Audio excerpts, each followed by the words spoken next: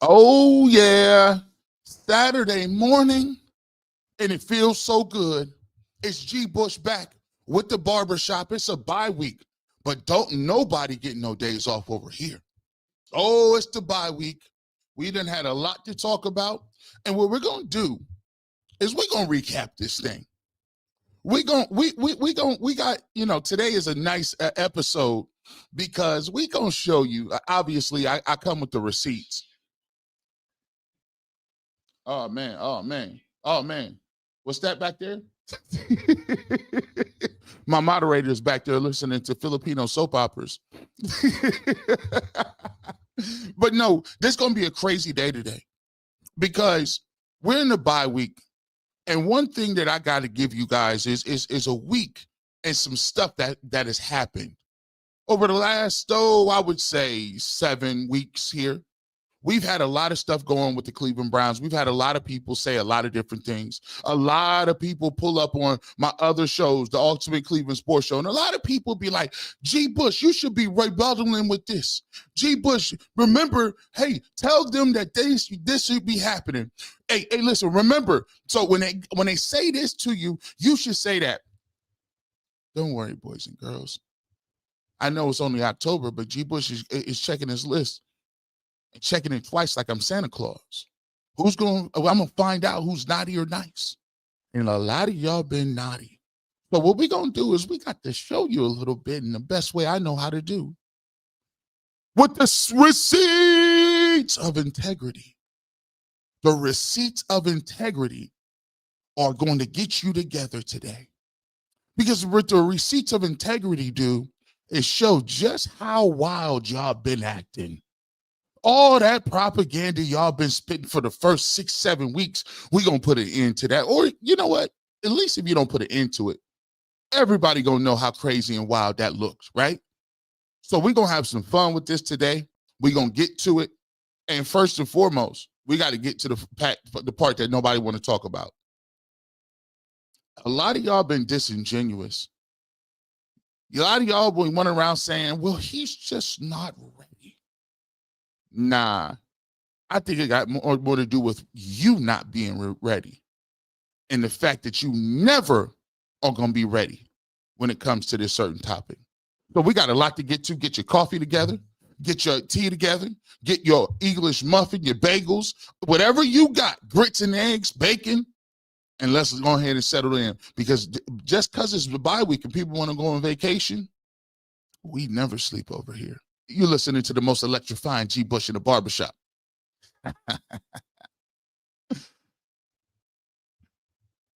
Come on in. It's your boy G. Bush right here at the barbershop. First and foremost, we got to tell everybody, if you're on Twitter, we appreciate you. Go ahead and follow me at GBush91. If you're on Facebook, shout out to the Facebook clan. Hey, go ahead. Hit that like button wherever you're at. Make sure you're sharing this information. Make sure you're sharing. It's going to be a great episode today. And if you're on the UCSS and you're in the barbershop, you already know what it is. Hit the like button, hit the subscribe button so you know when we always drop in. That goes for Ultimate Browns. That goes for Ultimate Cleveland Sports Show because it all, one hand washes the other. So let's get to this. Over the last 6-7 weeks, there have been multiple people that would try to tell you, multiple people that will try to tell you that it's just not that we don't want to see Shedeur play. But really what's happening is it's just Dylan has been better. He's been overall better. Liars. I've been in camp. You see what the product on the field is talking about. You already know he's not better. He never was better. But you kept coming with it. You kept coming with that energy and that noise. Then you pivoted and say, well, it's not, we're saving him from himself. We don't want to ruin him. But Dylan Gabriel was cool to go out there and get ruined.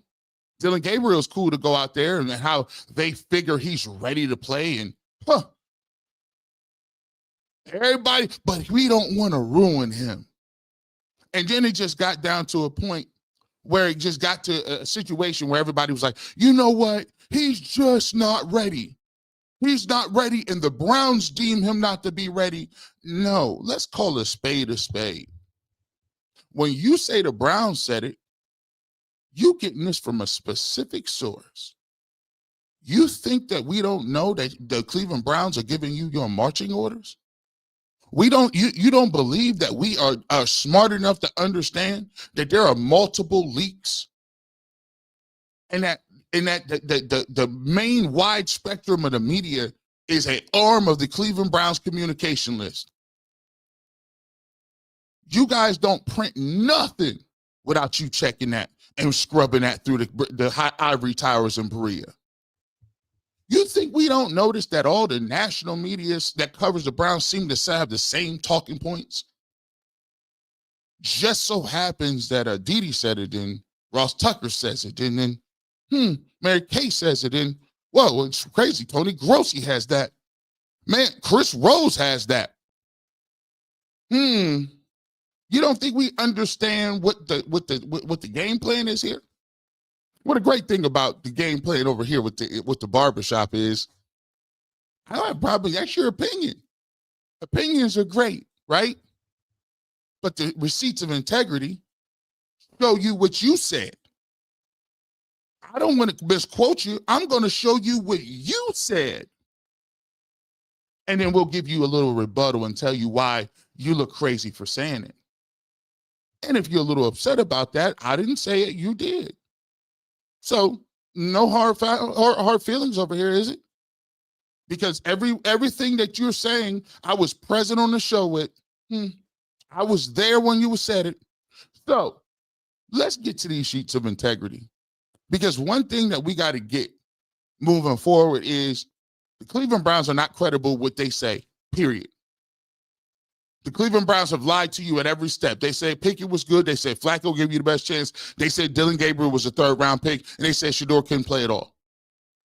Second of all, it's a lot of y'all out there, and it's a lot of people in the media, a lot of people in the Cleveland Browns spectrum, that you won't say the part out loud. You won't say it out loud. It ain't the fact that he's ready. It's the fact that you aren't ready. You aren't ready to have him, Shedeur Sanders, be identified as someone who represents you. Did I stutter? There are some of you that never, ever, no matter what he does, how he plays, you will ever be ready for him to play. As a matter of fact, you don't even want to see him play at all. And it took me 6-7 weeks to figure out that you wasn't trying to be cool. You wasn't trying to make sure that you don't ruin him. You trying to play these reindeer games where we don't know that you never wanted him to play. Ever. You want to fast forward and skip. You're okay with Dylan Gabriel playing horribly as long as it prevents Shedeur Sanders from playing. And see, the thing that you started to think is, well, why would the Browns sabotage him? The Browns wouldn't sabotage him. Well, okay, well, let's get to you. You're perfectly willing to do the Browns' bidding in the sabotaging. Yeah, the Browns don't need to say it. They just tell you to say it. The confusion is alive and well. Always watch people's body language. These receipts, get ready. It's 175,000 people in here. We're going to get to it. Y'all, while y'all on vacation, y'all got to understand something. These receipts today, I need y'all to be sitting back ready to go. Let's get to them. First of all, we'll start this off with Kevin Stefanski. I heard him talking the other day, and Kevin Stefanski, this is courtesy of 92.3 The Fan, right? This is courtesy of UCSS. This is courtesy of the Ultimate Browns. This is courtesy. We got a whole lot of stuff in these clips that we got a courtesy because we want to make sure we give you your just due. The Orange and Brown Report. I don't think I'm missing nothing. So let's get it to it. Let's get to it. Yeah. Kevin Stefanski was talking that crazy talk. He talked about Dylan Gabriel that was his man. Stand by your man. This dude, he sound like a teenage girl that is dating a bad boy in school, and the father said, over my dead body, I prohibit you from talking to that young man. He's not on our level. Daddy, I love him. I love him, Daddy. He's such a good guy. You won't give him a chance. Kevin Stefanski out here gushing over Dylan Gabriel. No matter what, he gonna stand by. He's a ride or die. How you gonna be a coach and be a ride or die chick? You can't be no ride or die chick. It's like, then the Lux had this song, I need a ride or die chick. You out here loyal as heck right now, Kev. And you have been disseminating this propaganda for way too long. The receipts are finally upon us. As we do this week and during the bye week, you watch all these plays together and you're kicking yourself because it's one thing here and then it's one thing there where it's just stopping you from hitting those shots. They're there. They will continue to be there. But we have to do our job. Again, it's not a player thing. It's an all of us thing. We have to do our job. It's an all of us thing, Kev? I didn't know all of us he threw the football. I didn't know all of us. It's all of a sudden all of us. This dude is systematically scapegoating the entire team. This dude is systematically holding the whole organization back because he's trying to stand by his man. Stand by your man. In terms of making sure that everybody's where they're supposed to be, and then we can start to hit these shots. He's certainly shown great ability to go through progressions.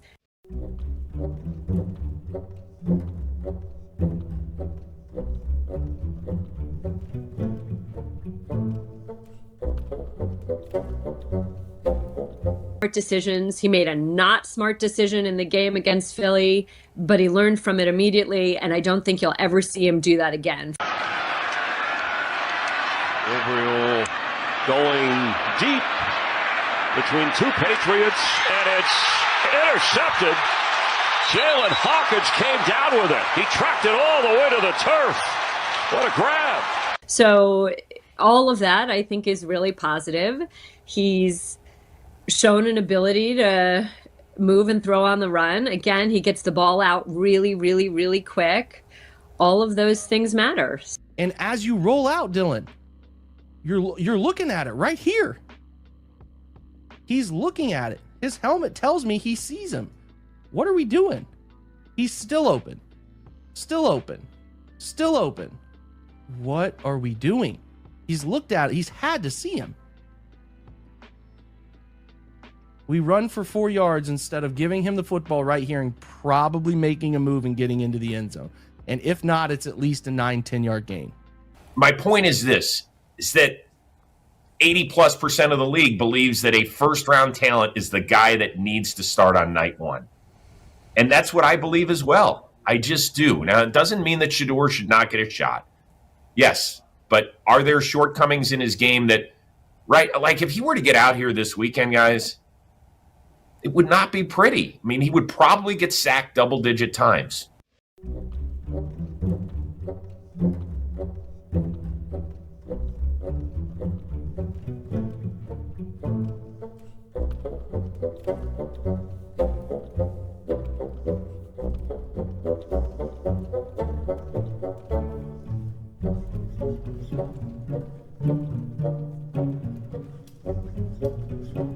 I push back on the premise that Shedeur Sanders would be visibly 10 times worse and get sacked 12 times. I didn't say he'd be 10 times worse. I said that he has shortcomings.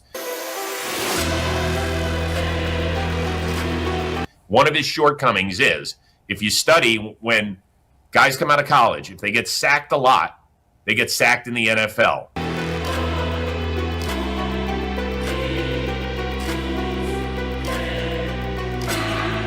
I think if something happened to Gabriel and you put Shedeur in, it could be ugly.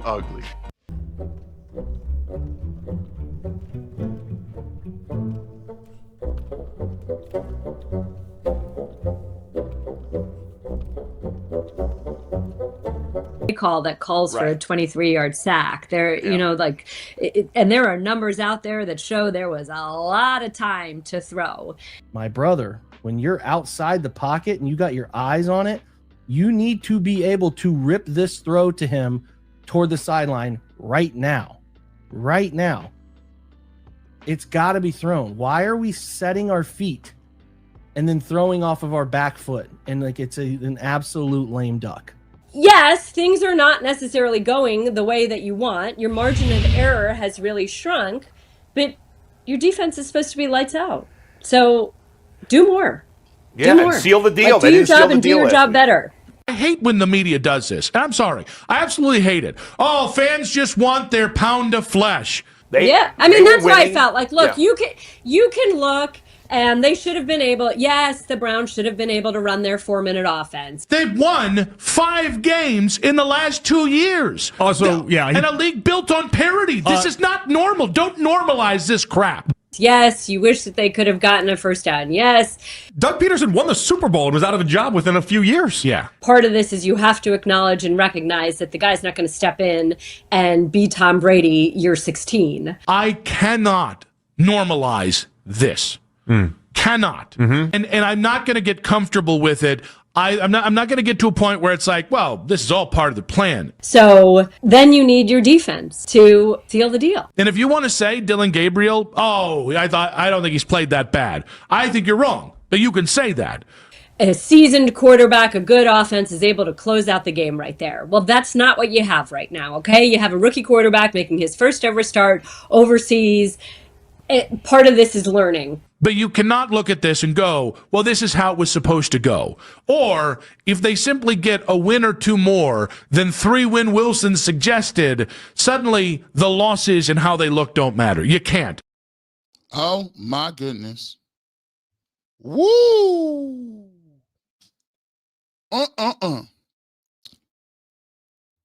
Again, make sure you go check out the Orange and Brown Report. We got something else from Jake Burns. Make sure you go check out. He does a great field breakdown. 92.3 The Fan. Go check out Nick Wilson, Jonathan Peeler, Afternoon Drive. Make sure you get to all those people. And, of course, watch UCSS because, it's courtesy of them too. But I'm just showing you. See, if you don't remind people, they'll continue to keep saying things and then act like they didn't say that. Act like, oh, I know that was never the issue. That wasn't. No. We want to see it because every single time we say Shedeur Sanders' name, you give us a reason why you don't want to see him, why he won't be as bad as Dylan Gabriel, why he will never get what he get. No. Every single time, I find it interesting and funny that you said, "Oh my goodness, he made a bad turnover. He'll never do that again." That's like going to your parent-teacher conferences and your kid is acting up, and your parents say, "Listen, I know Susie has been acting up, but she's trying to get into another school in Harvard. Can we please, sweep this thing under the rug? We're trying to get her into college. I mean, she'll never do it again."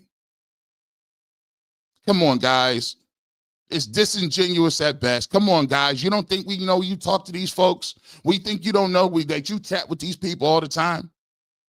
And this is why Kevin Stefanski has no intentions of playing Shedeur Sanders. None at all. But the fact that he is sitting out here rolling this propaganda out and people act like we don't see what's going on. Stop with the games. How intellectually dishonest is it for you to say, well, Dylan Gabriel is playing bad.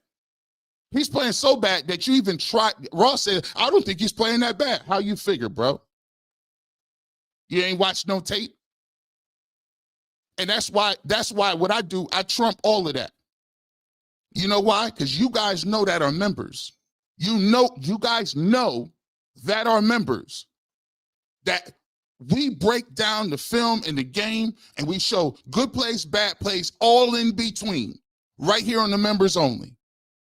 You know we be breaking it down. So when you say, I think, I'm going to tell you what I know. When you say, well, give him the benefit of the doubt, I'm going to show you why what he's doing on the field deserves no benefit of the doubt. right? So all this mumbo jumbo, and you think you see, nah, we got you. Don't worry about it.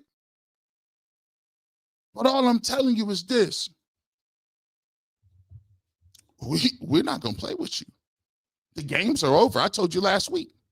Y'all thought I was playing. Y'all see me on Ultimate Cleveland Sports Show this week. All of this talk about, if you come up there, you're going to have to stand by what you stand. I'm not going to sit there and twiddle my thumbs. I'm not going to sit here and twiddle my thumbs and say, well, that's your opinion. Wow, thank you, Bird's Nest. They call him average when he's the worst quarterback in the league. Worst quarterback statistically in all different categories. But you minimize that. And it's intellectually dishonest for you to say, I'm going to discount his poor play in every segment of the game. Dillon Gabriel has been playing like this. He is playing like this since the spring. He didn't look good in the spring. He didn't look good in OTAs. He was the most inaccurate interceptor, turnover worthy guy at training camp. He's been giving reps and getting reps since day one. And he still looks bad. But no, you got to give him 3 to 4 more weeks. I'm not saying Shedeur's going to get some work. He's going to get something down the line. But, it's just, but he's a 5th round pick, guys. I mean, what did you expect? Like the 3rd round pick is a 1st round pick. You shouldn't even have drafted him to start with at the 3rd round. Nobody was doing it but him. And we got to start calling this out. This anybody but Shedeur narrative is cornball tendencies. Don't think so? Oh, they like, bro, you can't listen. This is like, you listen, this is a strapped in. G. Bush did a strapped in. The first segment, he got 2 videos. Oh yeah, I told you, I got all day. It's the bye week. I got to show you. Let me remix that. Like I'm Hitman Holler. What, I got to slow it down, put it in subtitles or something like I'm Surf? Huh? Do I got to give you a showtime? Like I'm your man from St. Louis? So is showtime. Do I got to get an A-verb?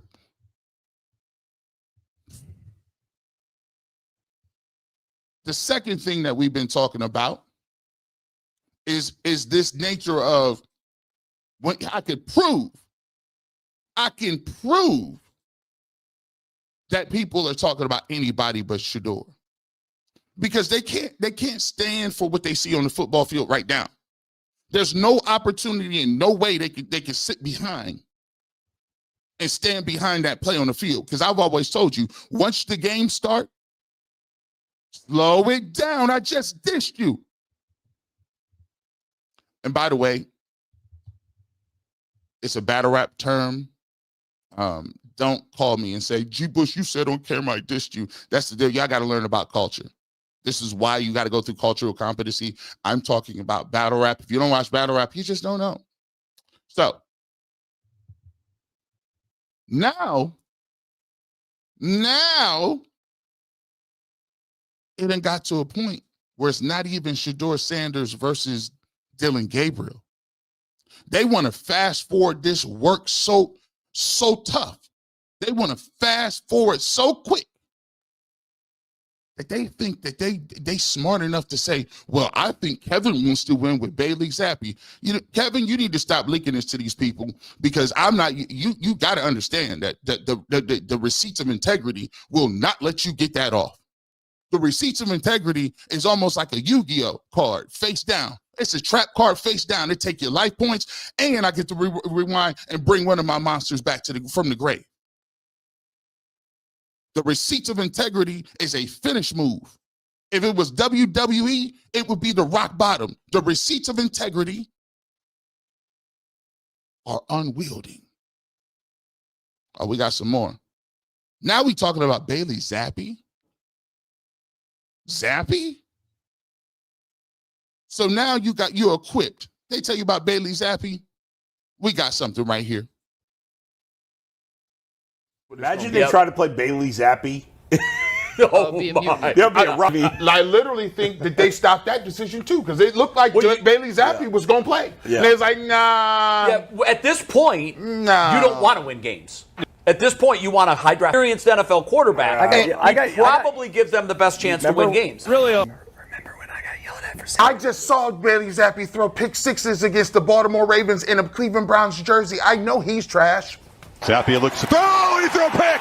Threw it right into the hands of Nate Wiggins, and the rookie walks in for an early pick six. I know, but listen, we got three guys. Can this be true? We got three guys that are trash, developing for the future. Who, if you had to win against the Jets, and you can start any of the three, That is intercepted.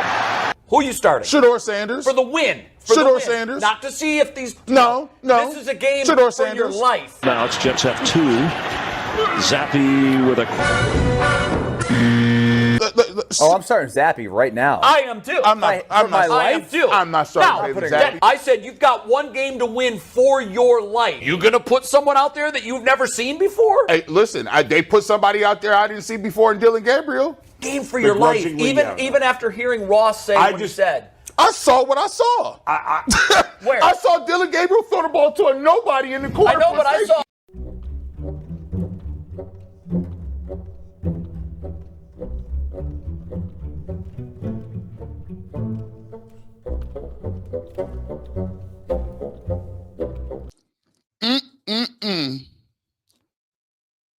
Here, beloved, we stand,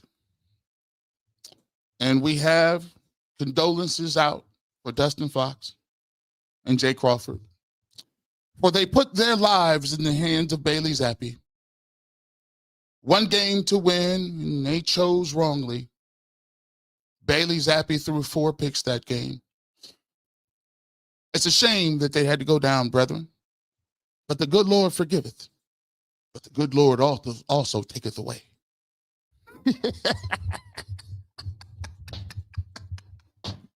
Oh my God. I'm taking Zappy. What?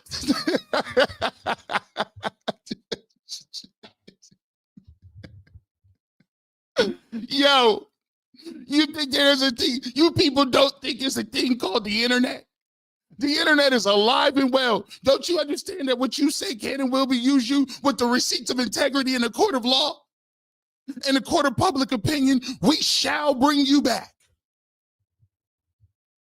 They had the nerve to tell me my take was the worst ever when I said the Browns roster wasn't that bad compared to the Broncos. That's the worst take we've ever seen. Did you think that we didn't see this coming? Did you think you thought y'all had a mic drop moment? Yeah, he'll never get out of this. This the figure 4 leg lock. He'll never get out of this. Look, one game for your life. What if we just had 3 trash quarterbacks and we got to pick the best or the worst? But yet still, you trying to tell me and impart your heart of hearts, you trying to explain to the people, the fans, the community, the Browns community, that you're interested in seeing Shedeur Sanders play? You're not. You've never been interested in seeing him play. Because every single time you get an opportunity to talk about him, you say 5th round pick. Every opportunity that you get a chance to say, okay, well, let's see what we has, you want to minimize the game. The problem is your boy Dylan Gabriel can't hold up his end of the bargain.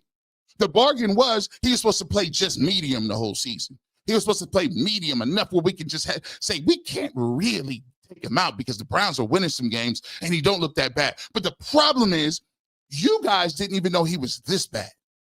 You didn't know he was this bad. And you're like, this is unattainable. So you meaning to tell me Shedeur's going to play over 9 games? This doesn't fit our narrative. And if he plays well, he has enough time to actually show that he has some skill set. The plan was supposed to be 3 games, fast forward, get to next year, take another guy. But now the plan ain't working out like you really wanted to. And now you can't even defend the play on the football field. So now, what are you going to next? I can't say Dylan is better. I can't say that Kevin Stefanski has any level of credibility to even judge that. I can't say that Dylan Gabriel has any upside to be the quarterback. And to be honest, I can't even really give you anything that points to the fact that I don't want him to play. You just imagine in my head, he would just be worse. Trust me. Who the hell you think you is? No, I don't want to trust you. I'll trust myself. I trust my eyes. I trust what I see. And the fact that the longer and the longer and the longer it get away from that little Rams game that y'all use to demote, that you use to hate, that you use to knock people down, guess what's happening? That game is getting further and further and further away from people's memory. Like I told you it would. Pretty soon, it starts to beat. Man, we need to see Shedeur Sanders. It starts to be, we forgot about the Rams game, but I got 4 or 5 games where I see you getting sacked right now. It would be really worse. You sound crazy. See how they ask him? I asked Chris, so it's going to be 10 times worse? I didn't say 10 times worse. He has shortcomings. No. We know what shortcomings look like because we watch one with a guy starting a quarterback for us right now, but a ton of them. The fact of the matter is this. Kevin Stefanski talked to all these folks. And let me tell you about being in the inner circle in the NFL. If you want to be in the NFL and keep getting assignments,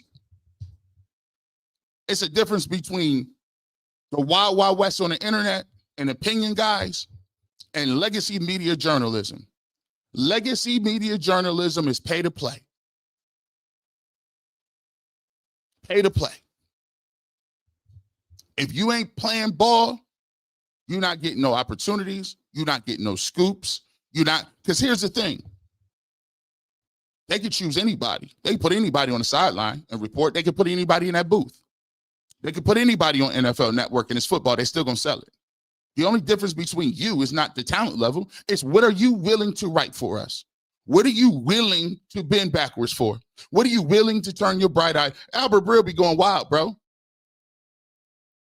Now, they try to tell you that it wasn't the coaching staff saying that the players are ready. It wasn't the coaching staff that said that he wasn't ready. I think he's getting that from players. Absolutely false. You know why? Because I don't talk to no coaches. I only talk to players. Only.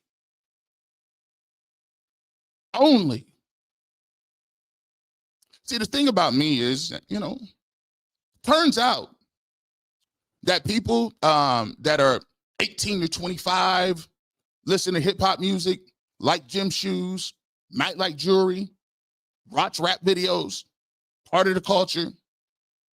Turns out that they might identify with a person like me. They might actually think that we have a lot in common. And usually, generally speaking, those people who have like-minded commonness, things in common, they tend to reach out to you, right? Mm-hmm. That's why black people have the family reunion all the time. So when people say, oh, he got that from players, I ease on in like this. You sure you want to stand by that? Because I got crazy. I got screenshots. I got text messages. We want to get to that? By the way, my track record has been what? Sterling? I'm the one who told you, let him play Bailey Zappi. Let him. You see what they did? You ain't coming out here with that. But we're not going to let him off the hook. You say, dang, G. Bush, how many receipts you got? How many you got, my bro? How many you got? Thousands. Let's get to it. See, Stefanski never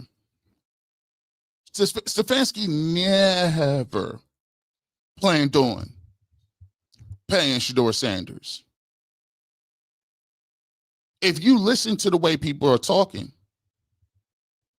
That's marching orders. The marching orders that protect Stefanski is very obvious. It's painfully obvious. They done circled the wagons. But then again, if you watch the Barbershop, I done told you they was going to circle the wagons, didn't I? I said it's coming this week. The bye week is to circle the wagons. So Kevin Stefanski doubles down, says Dylan Gabriel's going to play. He's going to look at every other position but the quarterback position. And the reality of the situation is he's showing you in real time that he's willing to stake his career on this and have at it, because I'm willing to get you up out of here. By the way, there's a disconnect between what legacy media is telling you and that fan base, because that fan base, it done switched all the way up like I told you they would. When you're a grown man and you spend half your time on Sundays, watching this garbage, it don't matter how many articles you write. People ain't trying to hear that. They seeing it with their own eyes. And that's why the NFL is the most narrative-based soap opera in the game. They came up with the term franchise quarterback. You know why? It was meant to put somebody on a pedestal. It was meant to make this person be a mythical character. It was meant to have people look and idolize these people. So when you say franchise quarterback, that means the franchise is in the direct image of who the quarterback is. And there are a lot of people that are uncomfortable with Shedeur Sanders, no matter how well he plays, being a representative of their organization. Why you think Kevin Stefanski is doubling and tripling down? Doubling, tripling down. Well, listen, you know, I be on Acho all the time, because he be saying some stupid stuff sometimes. But he must have realized, hey, Acho, you need to get your mind together. I need to get my mind together. RG3 been on the ticket.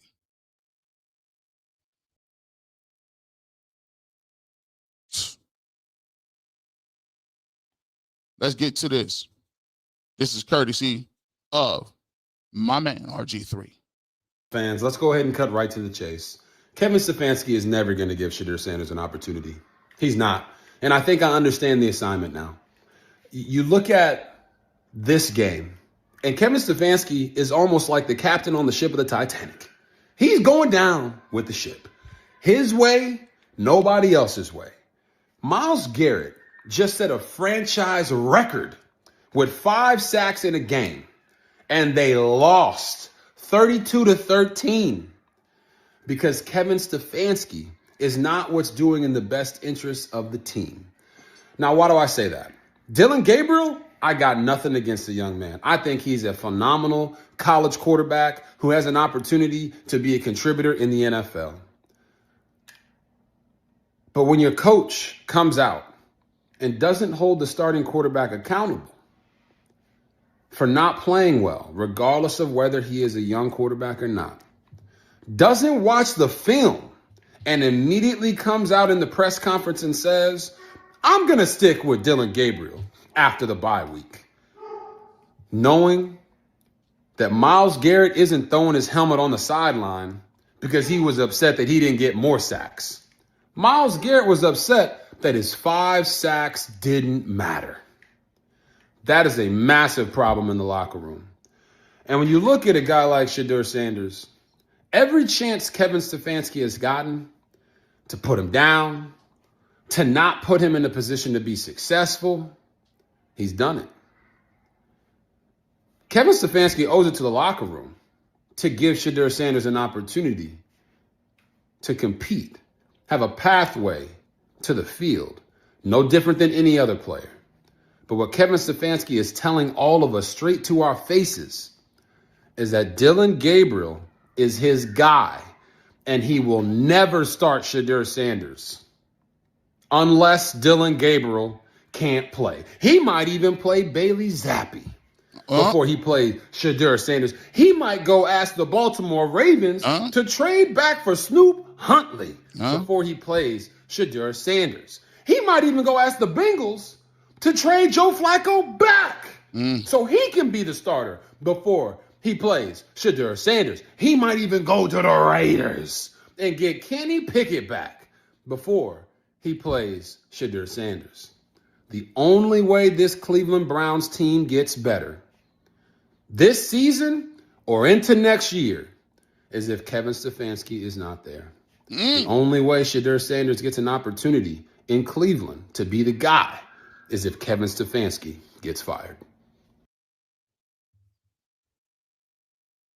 Yes, we're weaving a tapestry here, boys and girls. If you're following along, I showed you how they're posing, how they're setting it up. Anybody but Shedeur. You go out there, you get your marching orders. The job is to circle the wagons, anybody but Shedeur. And I don't care, say Dylan Gabriel isn't playing that bad. Say he doesn't have enough time to get together. Say it's the offensive line. Say it's the receivers. Oh, well, if that doesn't work, here's what you need to do. You say, okay, Dylan is bad, but Shedeur will be even worse. Even worse. Dylan keep playing bad, that ain't gonna work no more. Well, look, he's just not ready. Just trust us. Trust us, what we're saying. But RG3 makes a great point. Even though the tagline says Stefanski won't play him, I'm convinced Kevin Stefanski will never willingly play Shedeur Sanders, but willingly is the key answer. Because at some point, Jimmy Haslam is going to force his hand. You know why Jimmy Haslam is going to force his hand? Because the base is flipped. And I ain't really want to get into this. The base is flipped. You see, anytime you need to win an election, right? And Kevin Stefanski is up for the re-election, right? He's up for re-election as the quote-unquote president of the Cleveland Browns. And anytime you want to win an election, you got to win certain buckets of people. Whether your base is liberal or conservative, you need to win your base handily by 80, 90%. And then you need to steal a few fringe people from the opposing group. You also need to get the independents. You also need to get the minorities.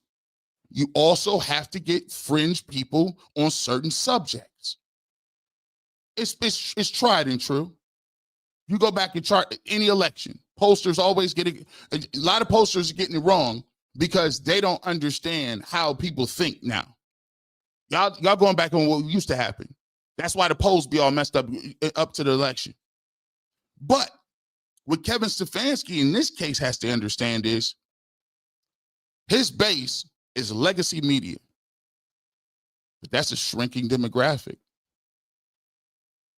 It's a powerful demographic traditionally because they have the power of the pen, the power of the group. That's why it's traditional media has been so strict about who they let in, what the representation looks like, and the decorum of what you talk about. But as time has gone on, the legacy media has been stripped of the powers of the Black Panther, have been stripped away. You know why it's been stripped? Because there's little fools like me running around on the internet. Everybody, and now players wised up and figured, ex-players, so hold on, I'm rich. I'm opinionated. I got all the connections with the other players. Why don't I just invest my own money and come up with my own podcast? Why don't I invest in my own money and bring my own guys on?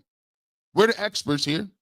So now there's another demographic. So you got legacy media, you got the player empowerment media. Then you have independent media. Those are guys like me on the internet, moving around. That's the blogosphere, right? Then you have the fan base, and then you have the financial aspect. Kevin Stefanski, in terms of the media and the legacy media, he got that. But their power is diminished. He had, to a certain extent, the fan base. Because the propaganda that they put out was he's the 2-time coach of the year. Who are we going to get? They play on your fears. They play on your fears that the others are coming. Hey, you're a Cleveland Brown fan, right? Your father had tickets here. Your great-grandfather was in the Muni lot. Are you going to come in and let these others come in here and just steal your fandom? They don't care about the Browns. They care about Shedeur Sanders. They're not part of us. They're not part of us. So when they say Shedeur should be playing, guys, just trust us because they want to come in and take over. Why you think it's so much pushback? A lot of stuff that these people say ain't got nothing to do with what's on the field. It has to do with them pushing back on a mythical idea that this cult is coming to take their beloved Cleveland Browns away. Not that somebody believes in a player that a lot of people had as a second round, number 2 overall pick. Not a dude who's won multiple awards in college. Not a dude that threw for 4,000 yards. Not a dude that been in pro-style office. Not a dude that played against multiple people, put multiple yards up with a bad team, with a bad offensive line, a couple people are receiver. Not a dude that people projected as a potential number 1, number 2 overall pick. Not that. It's looked at the lens of, I don't think he's a savior. They think he's a savior. Human nature is to push back when you feel somebody got something on you. Right? So Kevin Stefanski dying on this hill and trying to get reelected ain't going to work. Because as you see, all the other former players don't rock with him. All of them. Even the ones that played here. The independent media don't rock with you. You can't win them votes. And now the fan base then seeing you wasted a 3rd round pick on Dillon Gabriel, and instead of you acknowledging that and at least moving on, you done doubled down. So every week you come out here and play this same garbage, you continue to lose the fan base. And then what happens? What happens when you're polling? And what happens when you're running in the primary and your numbers is looking like 14% in the vote? The committee tells you, hey, I need you to concede. I don't care if you raised a bunch of money. You need to concede because there's no possible way you can win. And at this point, Kevin Stefanski is about 1 week away from conceding because the fan base is going to see it. The media, the players' media is already on him. You already know we already on his back. We already on him right now here. And eventually, what's the straw that breaks the camel's back is that the king up top, the one with the purse strings, the donors. That's Jimmy Haslam. Jimmy Haslam gonna come around and say, you know, Kev. More than anything, it just leaked that people supposed to pay $250,000 for some seats, regular seats in the new stadium, and I can't keep trotting you out here. I need at least some of these donors. A lot of these rich donors is not pulling up no more. We're gonna have to let you go because the people spoke. Kevin, by the way, we know good and well what you're thinking. Because you continue to try people out here, courtesy of 92.3 The Fan. Watch how they push back.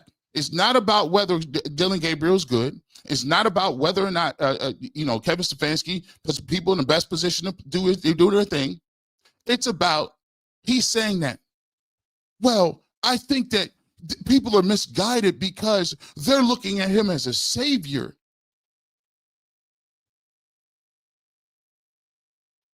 So, because people believe that somebody is better than Dillon Gabriel, you got to push back because in your mind, you made up a savior. Nobody didn't say he was a savior. We just said he was better than the dude you got out there right now that you're trying to convince us of that wasn't ever that good. Courtesy of 92.3 The Fan. Watch how people, again, legacy media, watch the tone. If there's a chance playing Shedeur Sanders would make this offense look any better, or are the problems just bigger than the quarterback spot right now?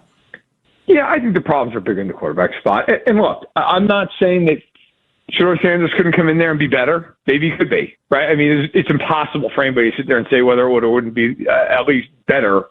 But, I would say that Sanders was the third string quarterback going into the season for a reason. Like he, just like Gabriel, a rookie. And also I think, look, it's a lot to pick up. It's a lot to take on. I know in the preseason there were a lot of national voices like, why is he only playing third-team reps? And why is he playing with these guys who are going to get cut? It's like, well, because he's a third-string quarterback. Like, they're not going to play starters with this guy in the third quarter of a preseason game. Like, that's insane. That's not going to happen. So I think realistically, look, does he get a shot this year? If you're Stefanski, you probably throw him in there at some point and say, let's see what the kid's got. But I think if you're a Browns fan expecting him to come in and just be the savior, it's a lot. There's a reason he went in the 5th round. There's a reason he's the third string quarterback. Like, what reason is that? Can I get specific about this? What reason is that? Well, there's a reason. There's a reason. There's a reason. There's a reason. There's a reason. What is it?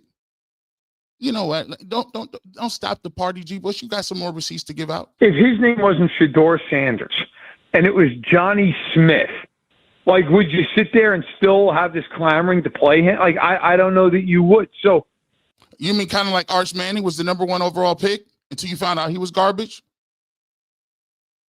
I think you will play at some point, but I don't think he's all of a sudden going to just like turn around the whole thing. Okay. Well, listen. We all first verse. Don't worry about it. Let's talk about this real quick. After 17 seasons. Let me show you something.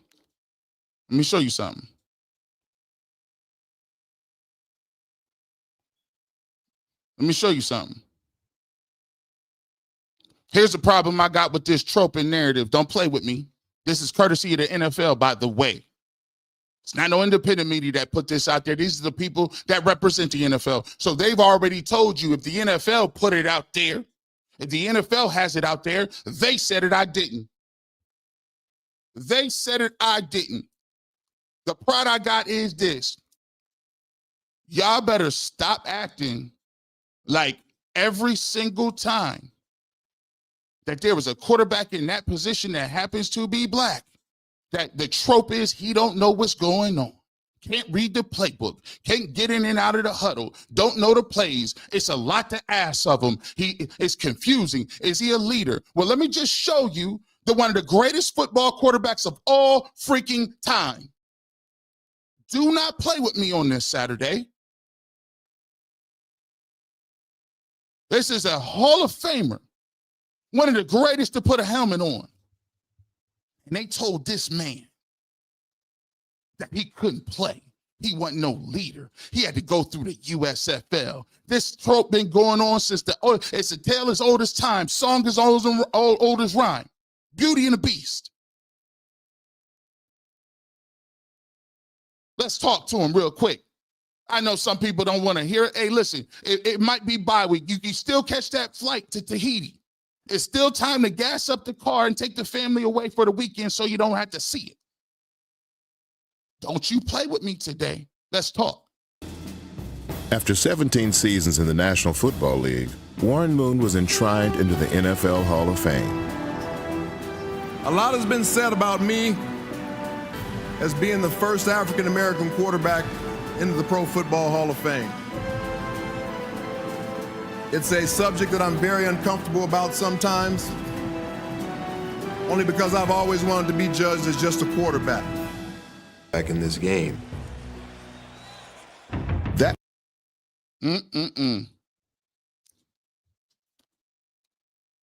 Every single time you move, let's move Warren Moon to a receiver. But I'm guessing there were some people at the time who said, well, the Houston Oilers have to know best, right? Well, the Houston Oilers, they were saying he wasn't ready. They're telling us that. I don't give a damn what you think that somebody told you. You didn't like, you said Lamar Jackson was a receiver. You said Jalen Hurts was a tight end. So you can say whether or not a guy is good or not, but the one thing I'm always going to sit on and stand on the principle is, watch your mouth when you're talking about what people don't know and know what is going on and cognitive abilities. That's kind of borderline. Because we've been doing this stuff that was from the NFL films. They put that package together. I didn't. So before you get in the comment section, talk about why does it always have to be about this? The NFL said it. I didn't. And obviously you trust them with everything, don't you? Huh? You trust all the other propaganda. You don't want to trust that? Okay. I get it. I get it. But for me, the fact that people are still trying to use the ability to see the game, the ability to pass and process to be a leader, when you use buzzwords and buzz phrases like get in and out of the huddle, he's a leader of men, he's the face of a franchise, he's the first one in, last one out, does all the little things, gets the ball out quick, he's a supercomputer. It's funny how none of those they seem to not apply to certain people. We seem to can't never get that type of, when I'm going to be known as the supercomputer. By the way, I tell it like it is all the time. I'll be funny and joking all the time. Ha, ha, ha. You can have all the stats you want. You ain't smarter than me in nothing. I got multiple degrees. Multiple, 2, 4, 5, 6, 10. And the way I put my stuff together, you can't even get on that level. That's the fact that y'all always think we got to be sitting up here talking and tap dancing and laughing and joking. Stop playing with me. Stop playing with folks. This is 2025. If you don't think somebody can play, you do your homework and you put the time, effort, and energy in. Because after I get off here, I'm going to go watch some college tape. I'm going to go watch some college tape while you off doing whatever you doing. I already told you your opinion is not the same as this one. Because I respect people that put the time, energy, and effort into it. Not the fact that you watch Ohio State Buckeyes and run around and say, oh, I trust this person who said this. They trusted Bernie Madoff too. Ooh. Y'all a little too trustworthy. Come on now. I know it ain't Sunday. I know it ain't Sunday. But I'm just letting y'all know what it is. Refute it.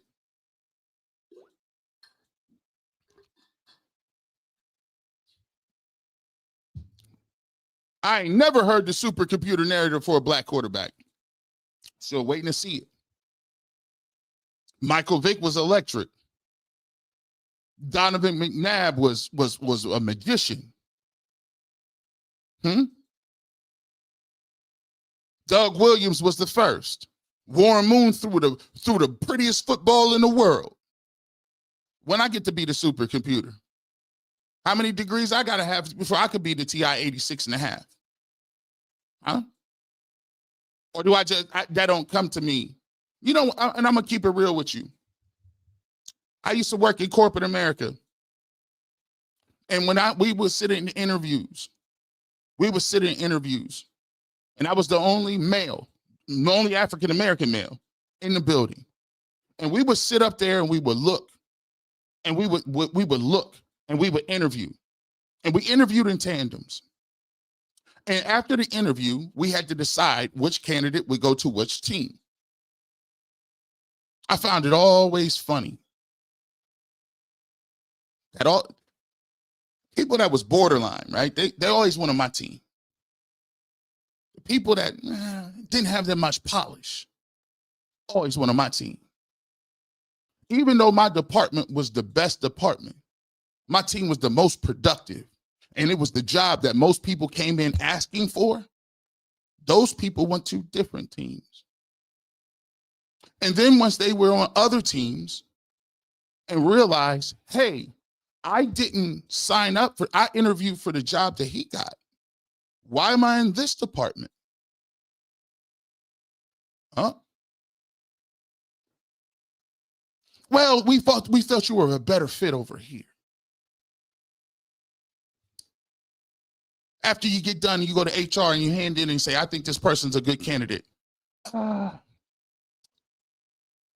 have some reservations about this individual. I don't know if they really fit the culture. I'm worried about what happens down the line. These are real conversations. You know, I hated every part of corporate America. But you know what the best blessing in the world was? Is for me to work at a high enough level that I understood what the world was really like. That I understood what it was really like, what happens behind closed doors. And it changed the way I view the lens of everything. Because I learned even at corporate America, it ain't got nothing to do with merits.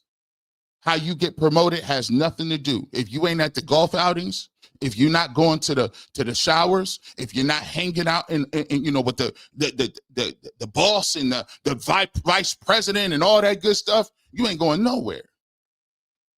It don't matter what your numbers look like.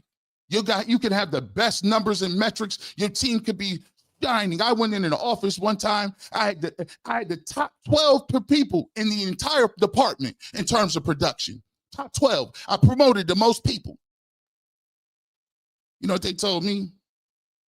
Well, I understand that, you know, you have these 12 and those are great, but we're concerned about these 3 over here. We're concerned about these 3 and whether you're holding them accountable. I said, they on FMLA. What you mean, hold them accountable? They're on sick leave.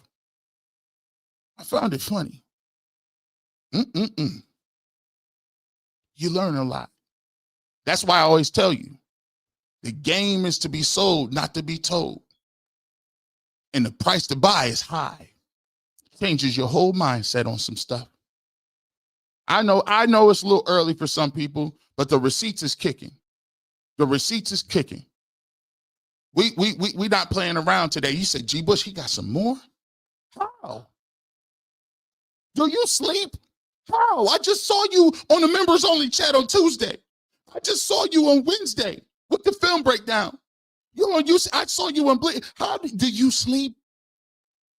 Nah, dog, we ain't playing around with y'all. Y'all thought y'all was gonna get off easy. Remember, all the tweets, all them tweets, all of them shows. Hey, Ronnie Datsix. At the end of the game is the game, always. The game is shout out to Avon Barksdale. The game is the game, always. And guess what? I want my corners. It ain't about your little business school. It's about in here. What a great show. Let's continue the anybody but Shedeur narrative. Weaving in it. This is cold, bro. This is, y'all don't even know. This is surgical today. Hit that like button if you're messing with your boy today. I get it. It's the bye week. You might be beat down a little bit today, but if you mess with your boy today, go ahead, hit the like button, because right now there ain't nobody wiggling out of this. You can't even get past this one right here. So we've already, in hindsight, let's go back and get him. Let's show him it realistically. The part nobody says out loud. I showed you multiple times how the marching orders are out in the community to the legacy media. Hey, he's not ready. He's not doing this. Blah blah blah blah blah. Yeah, they never planned on playing him. Let's talk about why Kevin Stefanski's hand will be forced, and it has to be forced because he done doubled down on it. And the third, more insidious plan is to say, Dylan Gabriel's the guy, give us the best chance. You find out Dylan Gabriel ain't the guy and he's not good. Then you say Shedeur Sanders isn't ready and he might get a couple of games. But they really don't even want to give him a couple of days. But what they really want to do is this. They want Dylan Gabriel to play. They want Shedeur Sanders to have a couple of games or not even any games so he can't prove that he's a franchise quarterback. And then they'll have carte blanche. They'll have a blank ticket, a blank slate to go and get in 2026 and draft one of the quarterbacks who already told you, I told you. There is no savior here, but every single week it's a new quarterback that people like. Some of them might be good. I'm not hating, but what I'm telling you is I think it's funny that they've been telling you about Klubnik, he wasn't no good. Then Sellers, he got to go back to his college. Then Garrett Nussmeier got his coach fired. Then March Manning was a disaster.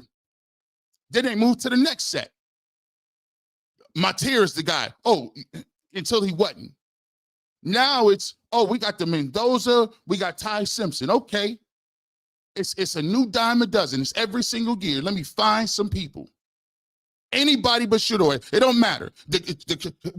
We have to take one of these guys. They ain't even got the numbers he had. But then again, college don't count. Only when it props Dylan Gabriel up. College don't count for Shedeur when he's accurate, but it counted when Dylan Gabriel was throwing the football. Playing for 2 different schools and 3 different schools is a plus for Dylan Gabriel. But Shedeur plays for 2 different schools. No, that don't count. That's a negative. Dylan Gabriel is the one who played in the offense who throws RPOs in a system where it's art browsing. It's no reading, no defense. It's one check and throw it in dump downs. Shedeur Sanders played in a pro-style offense. But all of a sudden, you take Shedeur Sanders' accolades and just body switch. He pulled a Captain Ginyu. He just pulled a Captain Ginyu body switch, bro. Body switch. By the way, have you ever wondered why Captain Ginyu, who worked for Frieza, why didn't he just body switch with Frieza?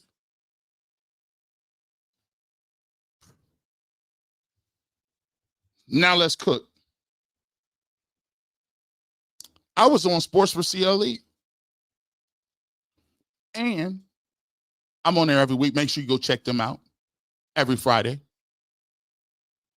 I'm on Sports for CLE. And Daniel Jeremiah said something that I've been saying from Jump Street. I've been saying this from Jump Street. Is why is it that you could give an excuse as to why Kevin Stefanski does not have the infrastructure around him, or why you be giving him an excuse for Dylan Gabriel? Because we don't have receivers, we don't have offensive linemen, our roster is not that good, even though he's the one who helped create that roster and then coached it. Why all of a sudden are you going to tell me that, but you're advocating taking more picks, packaging them, and getting another quarterback who you are going to force to play? Notice this. They're not even basing it on merit. Whoever they draft, they're going to tell you he automatically starts. Automatically. It's disingenuous, people. If this don't tell you it's anybody but Shedeur, I don't know what's going to tell you. If they can't get the Bailey Zappi, we'll take a quarterback and we'll just throw him in. Not if he's good, not if he's has a skill set. And then they're going to have to use those said picks in order to draft a quarterback. So now you don't. Here we go. Analyst Daniel Jeremiah, what he thinks Brown should do at quarterback moving forward. I would say let's see how this plays out with the rest of this quarterback class. We'll see where they're picking. And then at that point in time, you're either laying the groundwork, more foundational pieces for when that quarterback comes. You've got a chance to build up that offensive line. You've got a chance to add some weapons. That would be kind of the place that I would go, is instead of reaching for a quarterback, I would try and lay more foundation there. And then maybe you take your shot on one of these reclamation projects, that are out there. I think I've told you this before, Rich, but maybe it's because I know him and I've been, close to him because Coach Harbaugh and Joe Ortiz brought him on board. But I haven't given up on Trey Lance, and maybe I'm on an island there, but that's a guy who Anybody but Shedeur. Anybody. It's Trey Lance now. Anybody. Trey Lance, Bailey Zappi, Snoop Huntley, Kenny Pickett, Joe Flacco. Anybody but Shedeur Sanders. They are okay with giving Dylan Gabriel all the opportunity. They're okay with going to find a dude that is a complete bust for another team. And you're saying Trey Lance? If this is not proof that you should stop listening to anything they say, you're never going to get it. Stop wasting your time, energy, and effort asking these people any questions. Don't ask them. Obviously, they're not well learned. Obviously, they don't follow the game. Obviously, what kind of noise is that? Trey Lance?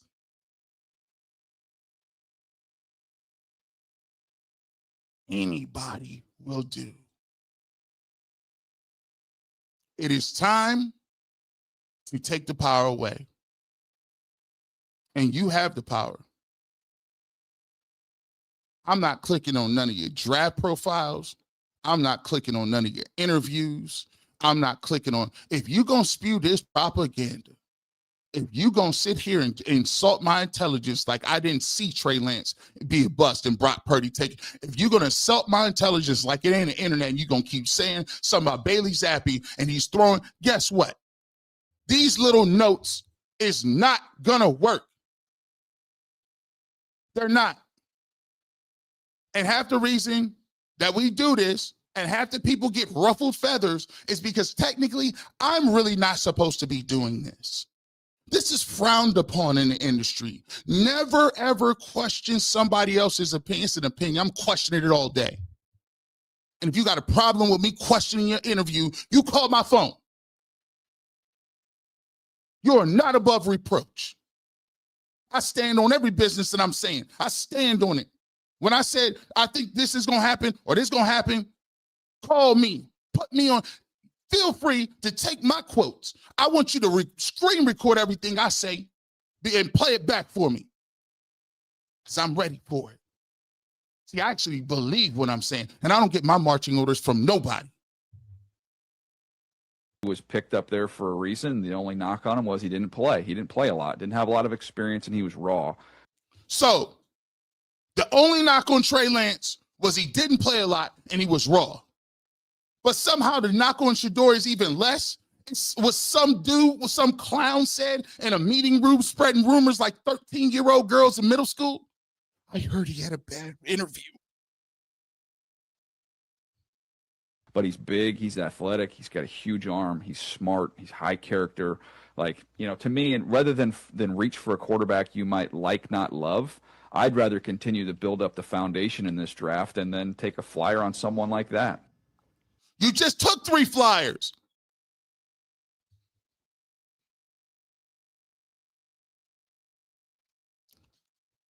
They think you stupid. They think you are dumb. They think you are dumber than a box of rocks. They think you are a fool. We just did this with Kenny Pickett 3 months ago. And you still talking about taking flyers on people you like personally. I'm telling you, what you need to do is take a flyer on a new coach. He is unfit to hold that clipboard. Unfit. You can come out here and trot all that stuff out. Well, gee, you seem to be a little emotional. I know that you don't know. I'm not emotional. You know what it's called? I'm rational. I understand, and I'm not stupid. You better try that with somebody else. You know I ain't trying to come kick it. You know where I stand. So, G. Bush, we've talked about this. This is the problem why you can't say we'll get a quarterback next year. Again, I've been on this show for 3 years, and every single thing that I've said has come to fruition. What did I tell you back in May about the quarterbacks in 26? The quarterbacks in 26. The quarterbacks in 26. Shoulders. Quarterback in 26. Quarterbacks in 26. The quarterbacks in 26. I told you, now all of a sudden people want to moonwalk. People want to get their Thriller on their Billie Jean. I ain't heard nobody on the show talk about that 26 class in a while on UCSS. Where you at? I can't hear you. All the guys in college right now, no one looks like no one has stepped forward to say, hey, I'm a franchise guy. And yeah, pick me. Yeah, they're all kind of there.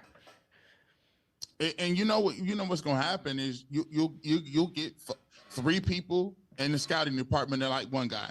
The coaching staff and the quarterback coach, offensive coordinator like another guy. The general manager will like 2 other guys. The owner will have somebody who's flashy and say, "Oh, I like this guy, and I saw him play against Ohio State and he played well. Give me that guy." Then you're gonna have you'll have a lot of different people. Then you'll still have people that are in the building today say, "Well, listen, did you really give Dylan Gabriel or Shedeur Sanders a runway?" Or, "Hey, I like the Trey Lances of the world because that's the new hot thing because now everybody's a reclamation project." The problem that we have with this is twofold. One, the Cleveland Browns have not shown the acumen to be able to draft and pick players to surround said quarterback. And then the big one is the Browns still don't have a plan, and they don't look like they're competent in even coming up with a game plan to put these players in the best position. And 3, your quarterback competition and the way you got people to get ready to go tells me that you have no clue in what you're doing. Now think about this. We give everybody, we sit here every week, week after week, and we give a critique on the Cleveland Browns. And the first thing we say is our offensive line is old and they're not good. By the way, you don't even have anybody signed on the offensive line. None. There's nobody signed. The second thing that you're talking about is, hey, we're trying to give Malachi Corley extra touches, and Jerry Jeudy is on the milk box in the carton. We don't even know what he's doing right now, huh? And so now, where are we getting receivers? Last time I checked, to get really good offensive linemen or really good receivers, where are they usually drafted at? First round, top 15 players, right? So now what you want to do is you want to say, oh, well, we fumbled the bag. We didn't give Shedeur Sanders any reps. We wasted half our season on Kenny Pickett and then traded him before he ever played it down. Then we wasted our other half the reps on Joe Flacco and we traded him to the Bengals. So now we got 2 people who are deficient in reps. We're trying to evaluate them, but instead of going to get people to go around them to try to figure out what we're going to do, we're going to package. We're going to package high first-round picks to take some other quarterback that may be a bust or kind of good or maybe can be a serviceable fringe starter or another backup. And then we're going to put them in because guess what? We drafted them in the first round. And then we're going to say, well, how could we judge him? It's not Kevin's fault. We don't have any receivers or we don't have any linemen. What you think was going to happen? Don't it sound like Groundhog's Day? We do the same stuff and it's set up the same way. What difference are we? It's the same thing every single. It's the same thing. So yeah, you might want to draft a lineman. You might want to get a receiver because guess what? That's what you kind of have to do to have a decent offense. Yeah, you got good rookies, but you don't have them at premium positions. You got premium positions that are lacking substantial. It's a passing league, and your 3 premium positions that go into passing: quarterback, left tackle, and wide receiver. Wide receiver. All barren. Zeros. Barren. Fly. Yeah. Yep. Nothing. Yep. I'm with you. That's the third prong. Find a quarterback in 26. Find a quarterback, and whoever it is, it's the quarterback. We need to figure things out. And everybody says, well, I think there's a multitude of things happening here. I think there's a multitude of some things going on, and this is the reason why things are happening, G. Bush. And well, listen, the premise is that it's roster construction. And this is the last prong of the anybody but Shedeur narrative. And this is the most important if you stayed around to this point. If you've noticed all the way throughout the entire process, there's been this thought process that Kevin Stefanski has been handcuffed, that Kevin Stefanski is an individual who is not at fault. Kevin Stefanski has been dealt a bad hand of cards. Kevin Stefanski needs his quarterback, and Kevin Stefanski is the guy who, you know what, we can't move from him because we're going to evaluate. We've evaluated Dylan Gabriel. We still continue to evaluate Shedeur Sanders off one Rams game. We won't look at his tape. People won't even say they want to see him. But Kevin Stefanski is the true mole in this situation because he's been here 6-7 years. And his offense is one of the worst in the league. Notice, anytime you say something about Kevin Stefanski's offense, they pivot to the players. When you cut them off at the pass and say Kevin Stefanski has said, guess what? We pick the players together. Then you make another mental gymnastic and say, I don't believe that. It's intellectually dishonest at best, because you're telling me you don't believe that. You don't believe that Kevin Stefanski, when he tells you we pick players together multiple times on record, you don't believe that. But then you want everybody else to say, we also believe Kevin when he says that Shedeur Sanders isn't ready. You're talking out both sides of your face. You can't have it both ways. You're trying to protect Kevin, but at the same time, paint him out to be a victim and be powerless. But even when he says he has the power, you say, no, don't do that, Kevin. I got it for you. Let me stand and take the charge for you. It's intellectually dishonest, to be truthful, bro. And it's not, you think you're smart with it. But the bye week comes and the receipts of integrity don't care anything about that. Huh? Let's get to this. We're not letting him off the hook. In my mind, sit Shedeur right down on the sideline. Let him sit there. Because at this point, sometimes I ask myself, do I want Shedeur to play more or Kevin Stefanski to get up out of here? Let him sit there. Because I want Kevin to play his way and coach his way right out of town. Because just like RG3 said, the only way the Cleveland Browns are going to get better, the only way the Cleveland Browns are going to figure something out is if he is not on those sidelines. That's it. I don't even want Shedeur Sanders saving his job at this point no more. So y'all can take false credit for something. But don't take my word for it. Because what I always ask these legacy media people is, I'm watching the film.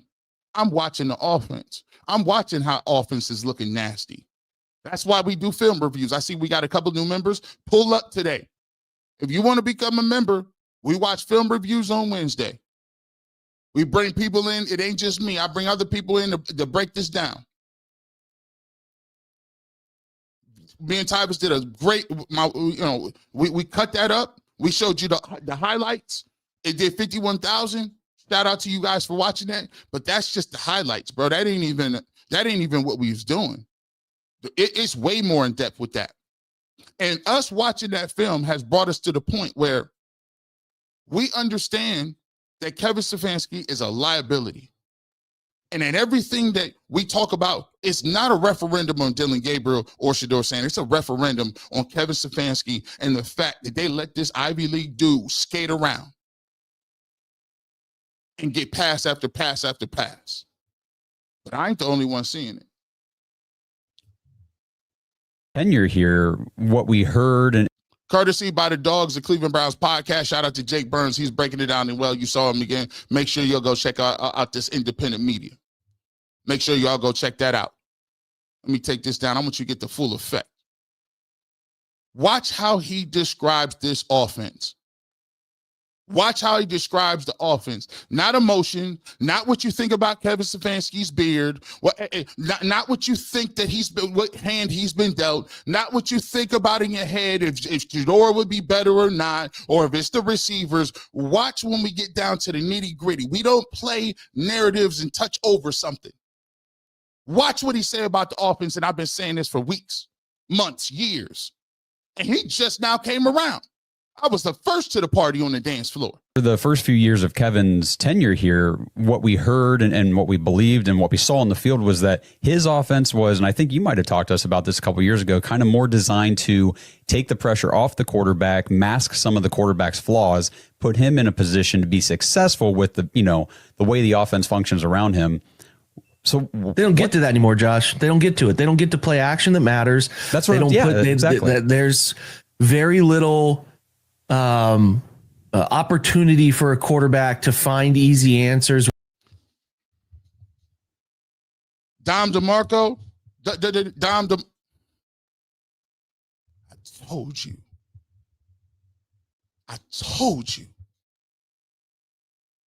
But then again, don't take my word for it. I'm just a little old Mac defensive tackle. There's no easy options. There's no quick fixes. It's unimaginative. And I'm glad he got animated with it because, once again, we're talking about tropes and narratives. Kevin wants to run his offense. He don't have an offense. When you watch that tape, you can't even tell what they're trying to accomplish. There's no rhyme or reason why people play. There's no rhyme or reason why the routes look like that. The spacing is bad. The creativity is terrible. It's just all around hot garbage. And yet we sit up here on these airwaves talking about whether it's Dillon Gabriel or Shedeur Sanders. Listen, I keep Dillon Gabriel over Kevin Stefanski. If you say, give me Dillon Gabriel, Kevin, bye, Kevin. Bye. And your golfing buddies can't save you. They can't. They don't get clout over here unless they buy a membership. Drop a bomb on this and bring it back. For the first few years of Kevin's tenure here, what we heard and what we believed and what we saw on the field was that his offense was, and I think you might have talked to us about this a couple of years ago, kind of more designed to take the pressure off the quarterback, mask some of the quarterback's flaws, put him in a position to be successful with the way the offense functions around him. So they don't get to that anymore, Josh. They don't get to it. They don't get to play action that matters. That's what exactly. There's very little opportunity for a quarterback to find easy answers within what they're doing, because a lot of the West Coast staples that he likes to run are very common, and defenses feel very comfortable defending them. And he doesn't have a way to devise up quick answers that make the quarterback's life really easy. So consistently, here and there they will, but not consistently. And the run game that build into your play action, their ability to make their run and pass reflect one another is moot. They don't get to that stuff. They don't get to bootlegs the way they used to. And for reasons I don't understand. I think it's a failure of Kevin's ability to take what he did in Minnesota for 18 months as the offensive coordinator and then apply it then to Cleveland, which he did. Kevin's ability to adapt from what he did in Minnesota with the Kubiak structure to what he did his first year and second year in Cleveland. And then the NFL has evolved. Yes. They all defend it now. Every team has seen a variation of it, heavy variations of it. Most teams have cycled through a coach who uses it. And if they haven't, they've at least seen it extensively in the NFL. These receipts is devastating. They are devastating because what it shows is the difference between people who are watching the film in the game and people who are up there just talking. It's difference between people that understand that the concepts are dated, that defenses are all over it, but the people who aren't watching it, not putting the work in, they don't understand it. They think they could just surface level say it's the receivers. Yeah, tell me, you've been watching it. Tell me you haven't been watching it. That's the part we can't miss. The part we cannot miss in this whole thing, you got to keep your eye on the ball. Do not be easily distracted by all of the eye candy and the tricks and mental gymnastics, because they're going to give you that. That's going to happen. It's been happening since the beginning of the time. They're going to make you feel like they're going to try to trigger you. They're going to try to get you, oh, yeah, I'm not going to play him. Kevin's really not going to play him. No. Be still. Be calm. And just wait. It's the best thing in the world that has ever happened is the fact that Shedeur Sanders isn't playing at this point, because they can't hold on for long enough. I fully expect when Kevin Stefanski is stripped of his duties, they'll let Tommy Rees call the plays, because he's always looking for a scapegoat. He did the same thing last year with Ken Dorsey. When it looked like he didn't have Deshaun Watson and Jameis Winston was the backup, instead of coaching Jameis Winston like he told him he would coach him, and that's why Jameis signed here, he folded and bounced. Here, give it to Ken Dorsey, so he could use Ken Dorsey as a scapegoat. Go ahead. Go ahead. Go out there. Keep showing us why. Keep showing us why. Keep showing us why. That Dillon Gabriel is your guy, that you said that why you believe in him. Keep showing us. And you could try to all you could do backroom text all you want, bro. It ain't gonna help you out. It's not gonna help you out, bro.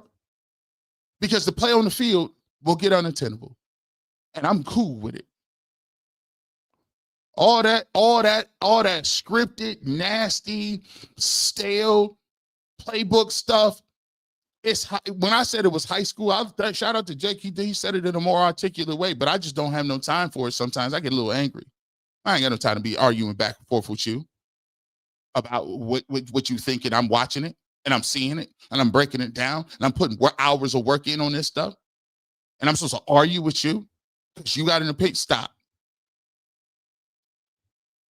And let me bring this up, because you say, G. Bush, I didn't think you was going to get to this.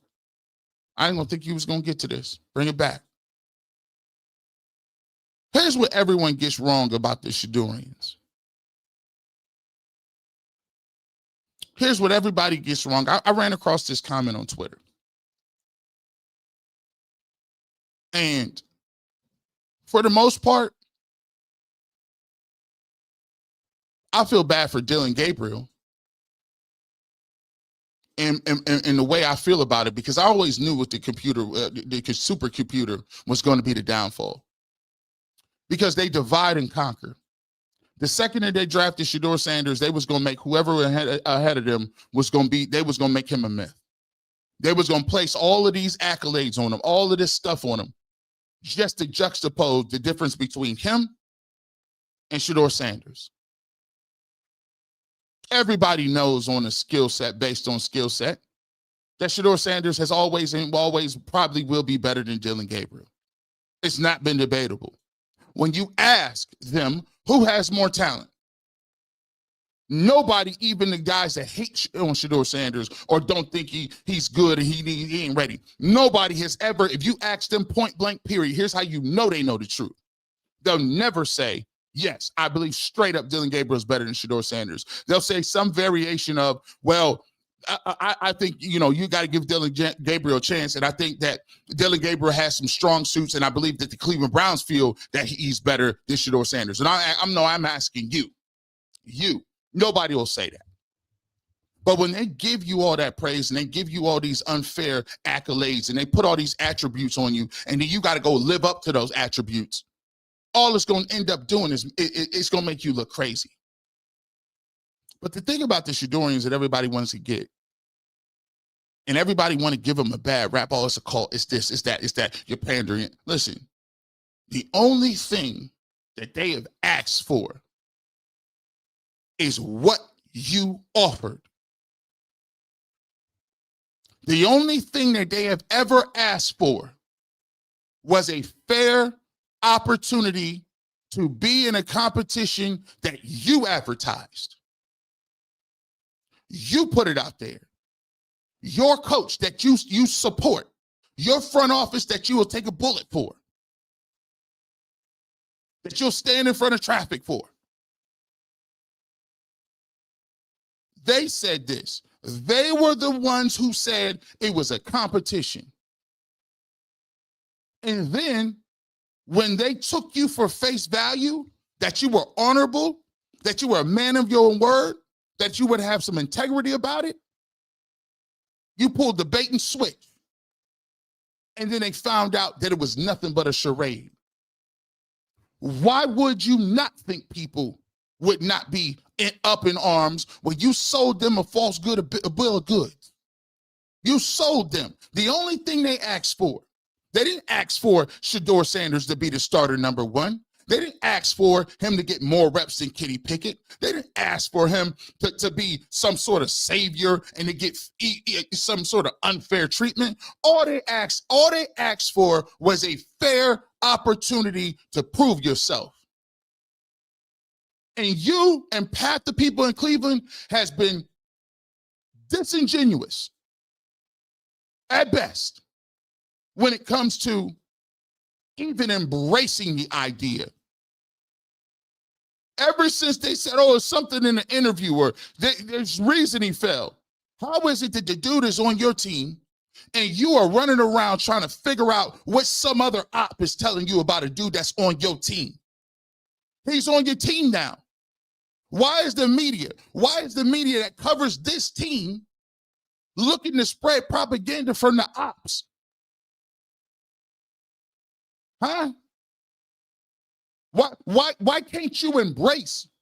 Where is the people? They got people going to interviews sitting with Joe Flacco. They got people in interviews going to sit with Kenny Pickett. They doing expose pieces with Dylan Gabriel. Why ain't y'all sitting with Shedeur Sanders? Why you don't want to go to Shedeur Sanders' house? You don't want a one-on-one interview? And when you get an interview, you disrespectful. Tell us about why your dad messed you up. Since day one, you have never embraced the fact that he was here. You do not want to see him play. And the funny thing about it is, for all that stuff that you put on these folks, you're the one sitting there with the unfair expectations and doing all the gymnastics. Because you know what they said when they said Dylan Gabriel was getting reps? Nobody was salty about that. Not one. They said, okay, Dylan got his reps, but can I get my reps? Okay, Flacco got some reps, but can Shedeur get some reps? Okay, Pickett is getting some run. Let's have it. Let's duke it out on the field. Let's see who the best man is. Let's see mano a mano, pass by pass, throw by throw, who the best man is. But you people, the people that wear the Cleveland Browns colors, the people that I sit here and watch this stuff with, you didn't want no parts of that. Every single turn it was he's a 5th round pick. Every single move it was he ain't worthy. He ain't this. He ain't. And he's still not getting no reps. He's still not playing. All they asked for is what you sold them on. So don't come up in here talking about like you smarter than somebody, trying to paint a picture where it's both sidesism. It ain't. One person was mentioned as a 1st round pick and got dropped to the 5th round by rumors and unsubstantiated conversations. He got pranked on that. He got pranked from another NFL's team's coach, and somehow they get his number. His dad had cancer. Told his dad not to even come up here because y'all be asking fraudulent questions. And you go try to paint it like they were just out of pocket and crazy and they're looking for a savior. No, you looking for an enemy. You looking for an adversary. And you made it one. You said Dylan Gabriel is here, Shedeur is here. They're light years apart. And you want to act like somebody was asking for unfair treatment.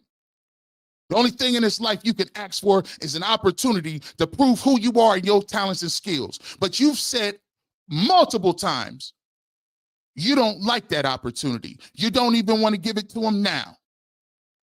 Even if he's a backup quarter, I don't want to give it to him now. You don't want to see him play.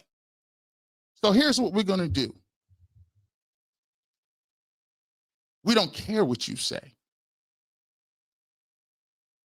I don't care to ask you questions because I know you're compromised. I know you don't know what you're talking about. You don't care to know what you're talking about. Because unlike some people, there's a lot of people who will be tough to know. They don't even take this job that serious. But there's one thing that I do take seriously, is the fact that I will not sit by idly. I will not sit by idly and watch people move around me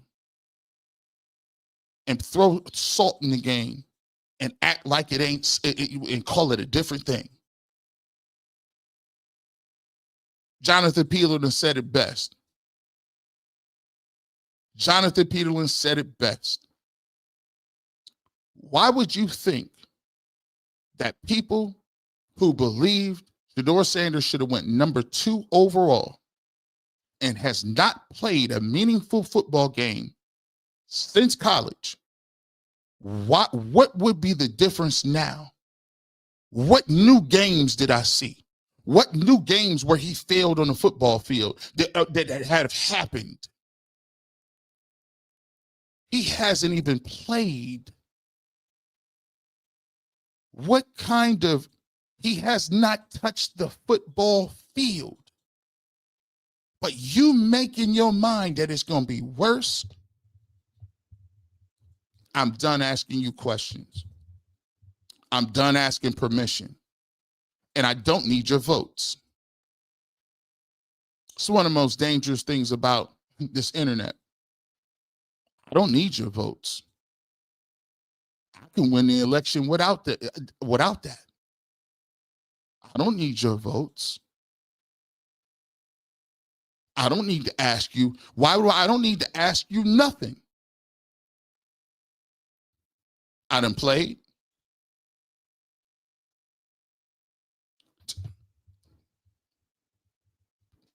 If I want to, I go. Let me. See, y'all guys don't. Y'all don't understand me. Y'all just think I'm funny and wear nice clothes. I'll pull up coordinators. Eric Washington. Yeah, he's defensive coordinator in this league. Josh McDaniels. I'll call him up right now. What's up, Josh? Let me holler at you real quick. Same high school Hall of Fame. Played under his dad. You want to talk offense? I can talk offense with the best of them. What do you want to know? I call up folks all the time. Don't get it twisted. You think you be thinking that you be thinking it. Oh, you think you got something. But I'm done asking. Done asking you. Why am I wasting my time asking you any questions? For what? So you could tell me what Kevin Stefanski told you to say in a text message? Oops, see, this is the problem, G. Bush.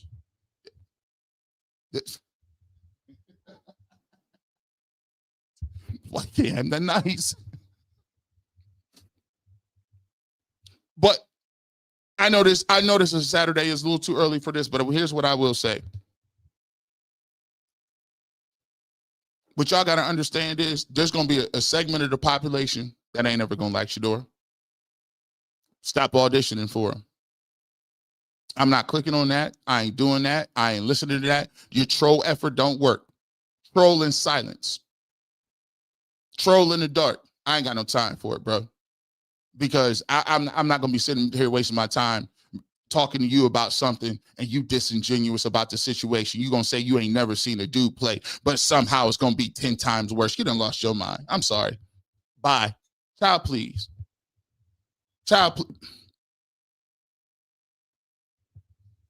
You might want to go get some of these other dudes. You might want to figure it out. You get that off over there.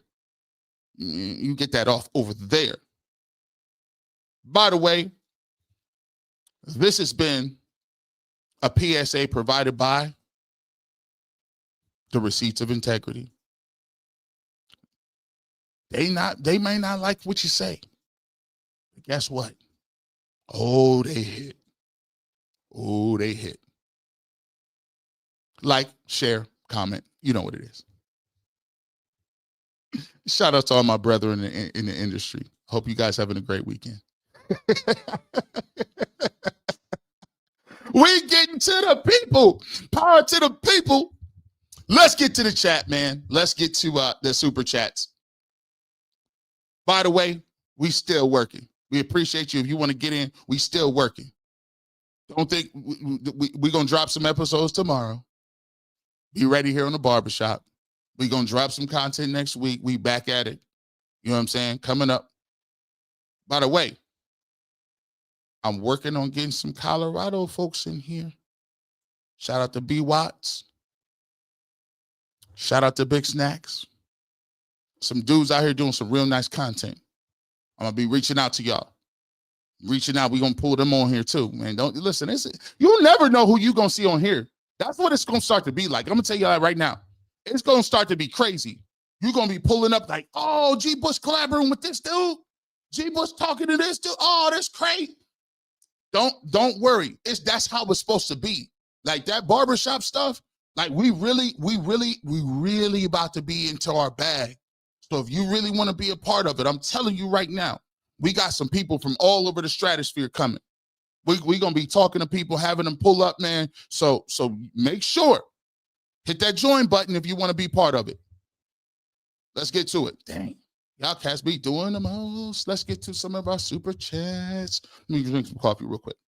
We appreciate you. 5,215 people in here right now on a bye week. That just shows, shout out to y'all. That is a big up to you, wherever you at. Wherever you at. The barbershop strong, bro. People say, G. Bush, you be... No. What makes the barbershop the best is that we got passionate folks that know they're going to be heard.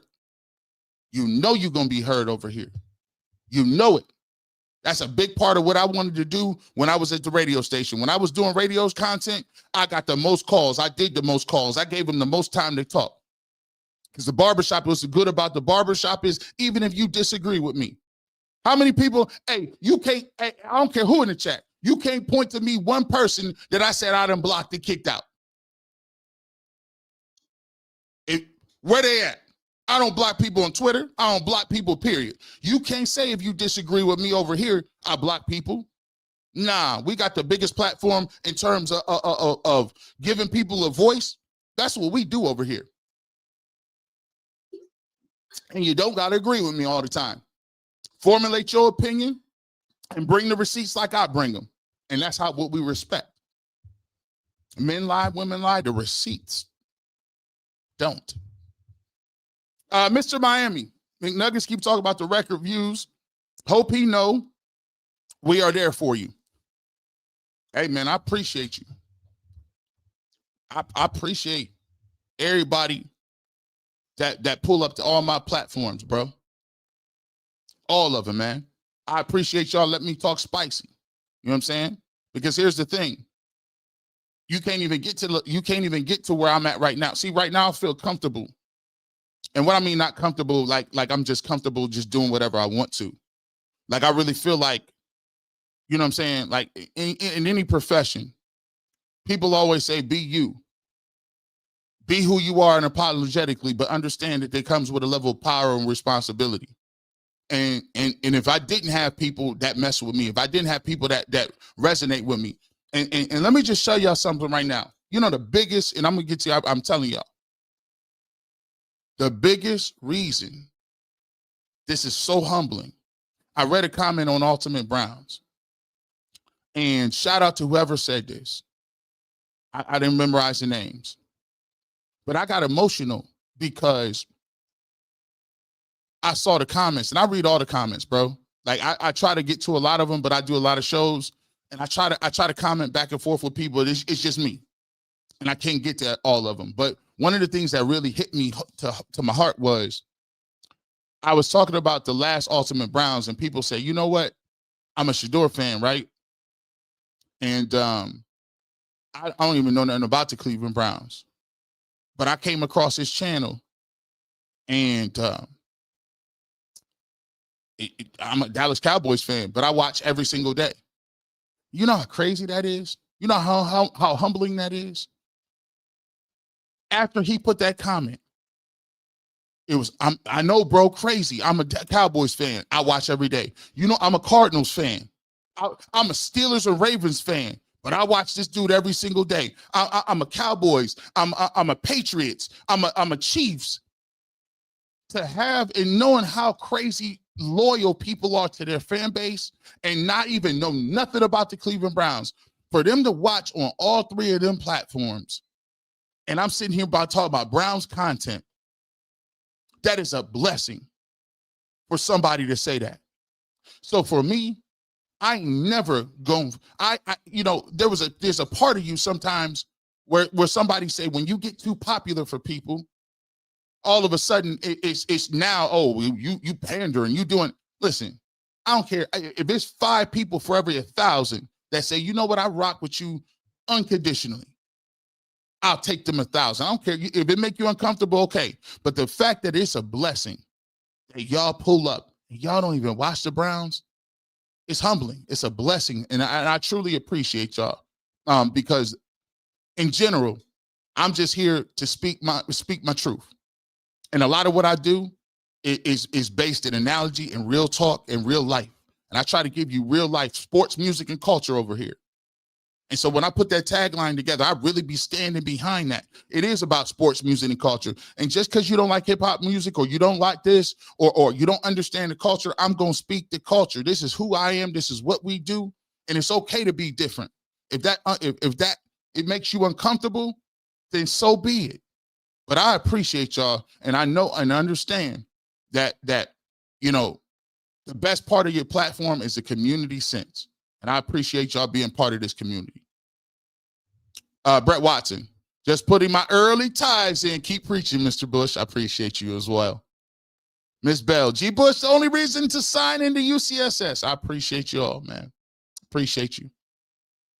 Thing about UCSS is, I always say this too. I ain't crazy. I love my co-hosts, because if I think about it, if everybody agreed with me, I couldn't have no receipts. If we agree, my receipts wouldn't be the same. But since they so passionate on the opposite end of the spectrum about certain things, my receipts hit different. Boy, them receipts be hitting. Woo! Slick as butter. I'm really getting fed up with the Browns. Stefanski said it's a quarterback challenge. Stefanski said he wants these rookie quarterbacks to seize, make it make sense. Because he went into that. He wasn't under that smoke. He wasn't even into that. That wasn't even what he was talking about. He had never had no intentions of playing Shedeur Sanders. I seen that firsthand.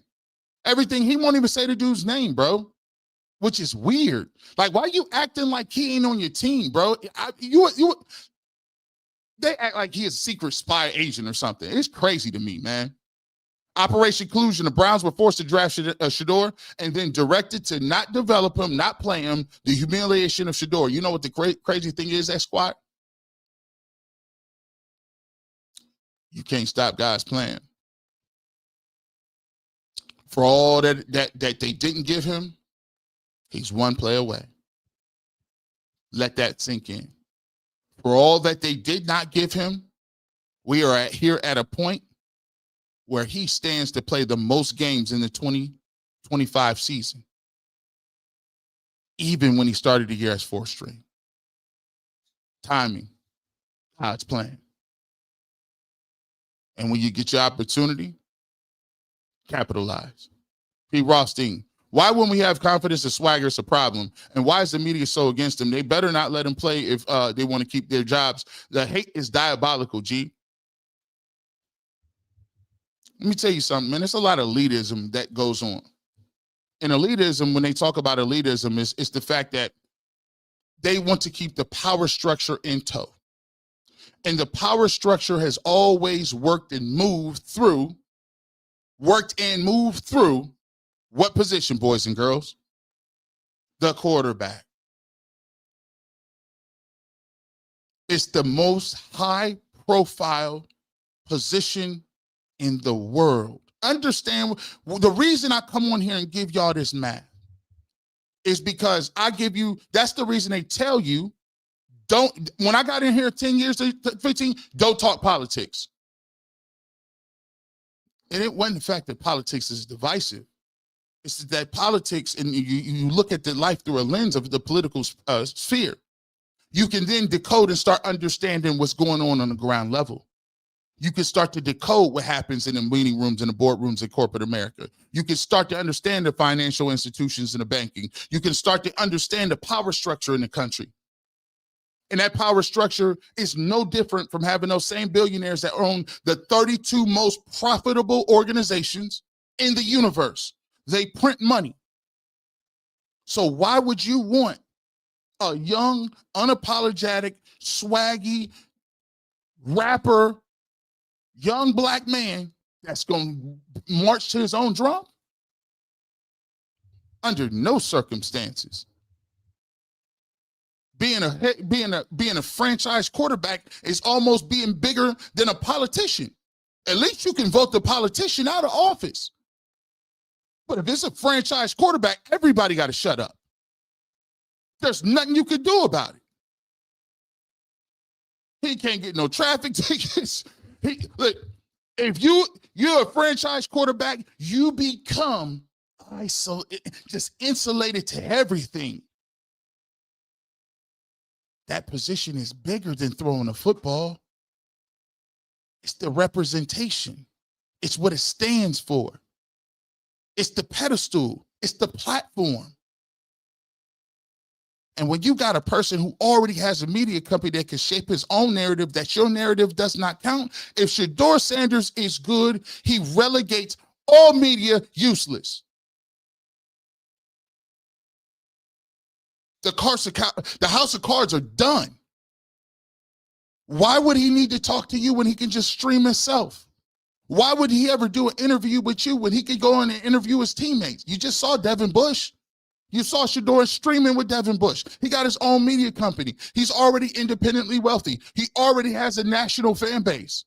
And by the way, if he is good, the Browns fan base switch and flips overnight. There's too many of them. It's an army. Just like when you were watching Game of Thrones.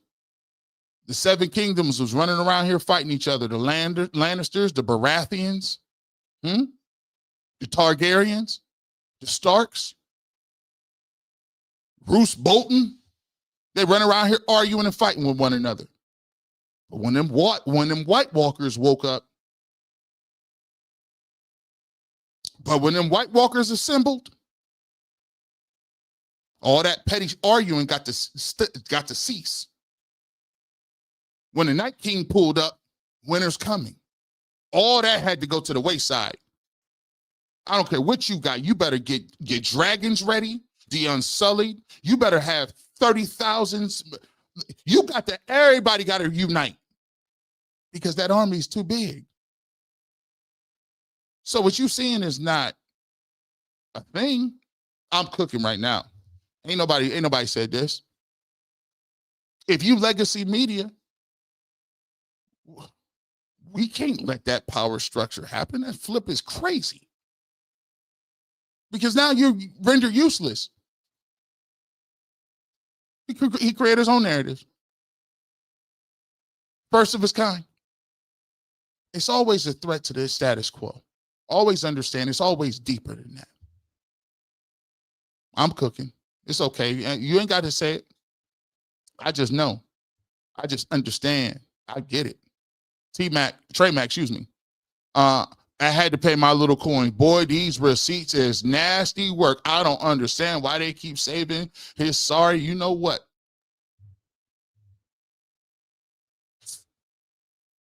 For all those that came around a little later, right? For all those that came around a little later, I got to drop this again so y'all get it. as we do this week and during the bye week, you watch all these plays together and you're kicking yourself because it's one thing here and then it's one thing there where it's just stopping you from hitting those shots. They're there. They will continue to be there.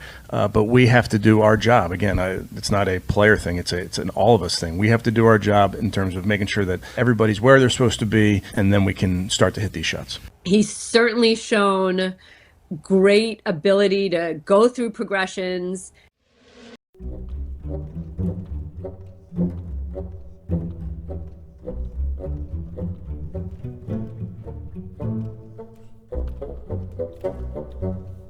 Decisions. He made a not smart decision in the game against Philly, but he learned from it immediately, and I don't think you'll ever see him do that again.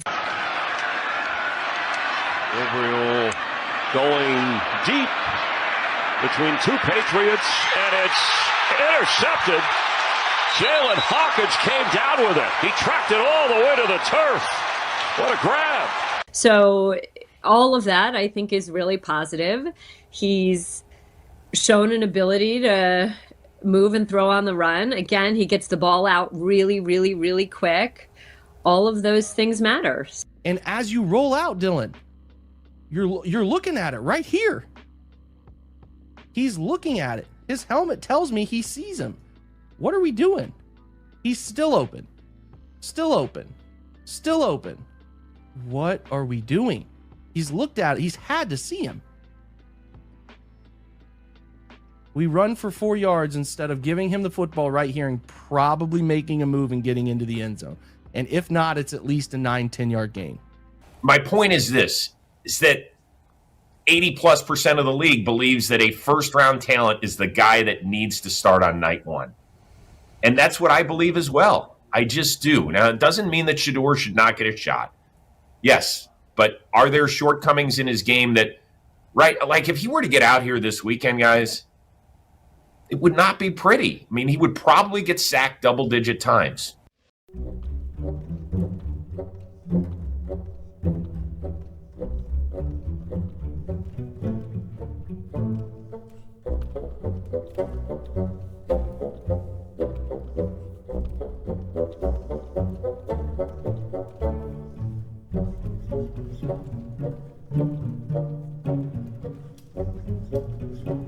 I push back on the premise that Shedeur Sanders would be visibly 10 times worse and get sacked 12 times. I didn't say he would be 10 times worse. I said that he has shortcomings. One of his shortcomings is, if you study when guys come out of college, if they get sacked a lot, they get sacked in the NFL.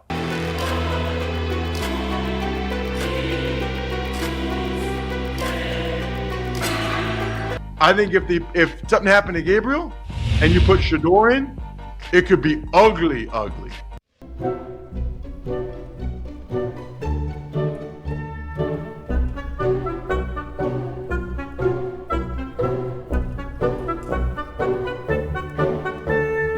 That calls for a 23-yard sack. There, you know, like, and there are numbers out there that show there was a lot of time to throw. My brother, when you're outside the pocket and you got your eyes on it, you need to be able to rip this throw to him toward the sideline right now. Right now. It's got to be thrown. Why are we setting our feet and then throwing off of our back foot? And like, it's an absolute lame duck. Yes, things are not necessarily going the way that you want. Your margin of error has really shrunk, but your defense is supposed to be lights out. So do more. Yeah, do more. And seal the deal. Like, do your job and do your job better.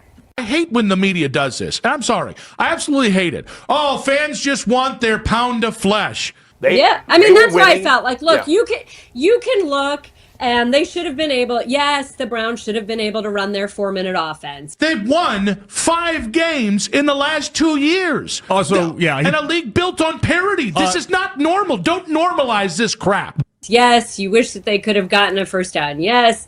Doug Peterson won the Super Bowl and was out of a job within a few years. Yeah. Part of this is you have to acknowledge and recognize that the guy's not going to step in and be Tom Brady year 16. I cannot normalize this. Cannot. And I'm not going to get comfortable with it. I'm not going to get to a point where it's like, well, this is all part of the plan. So then you need your defense to seal the deal. And if you want to say Dylan Gabriel, I don't think he's played that bad. I think you're wrong, but you can say that. A seasoned quarterback, a good offense is able to close out the game right there. Well, that's not what you have right now, okay? You have a rookie quarterback making his first ever start overseas. Part of this is learning. But you cannot look at this and go, well, this is how it was supposed to go. Or if they simply get a win or two more than 3-win Wilson suggested, suddenly the losses and how they look don't matter. You can't. That segment was courtesy of the Receipts of Integrity.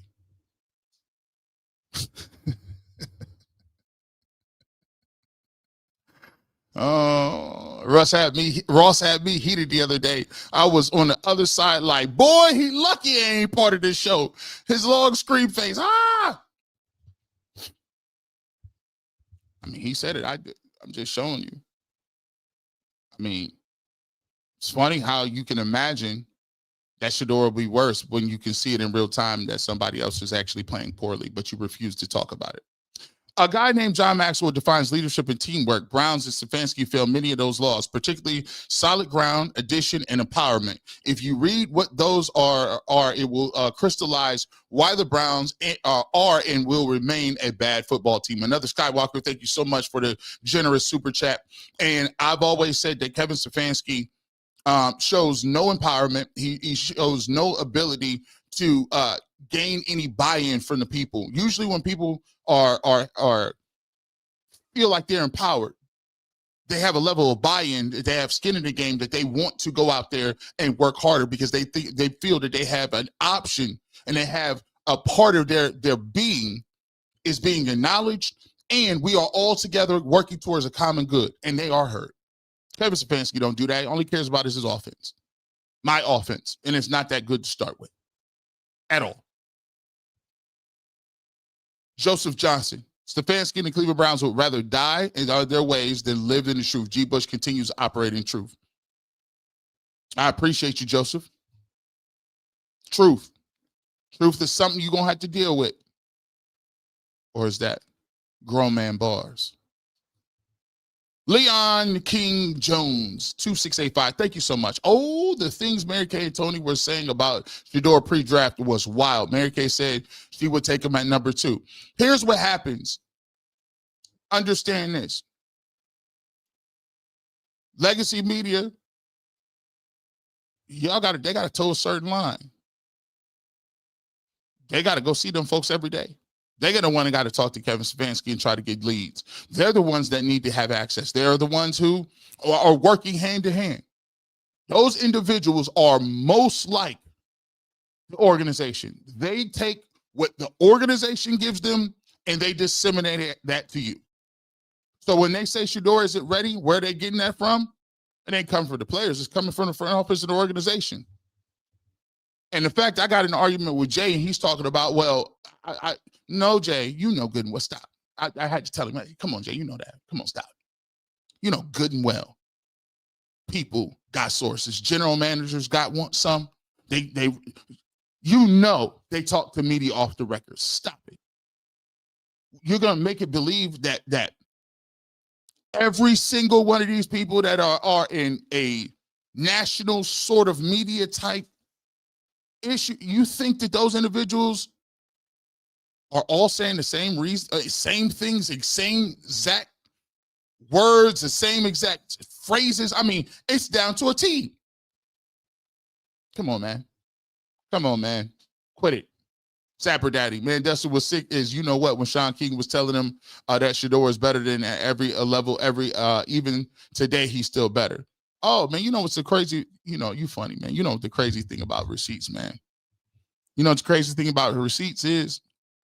And maybe Shedeur is better than Dylan Gabriel. We'll find out at some point. Maybe. I'm guessing.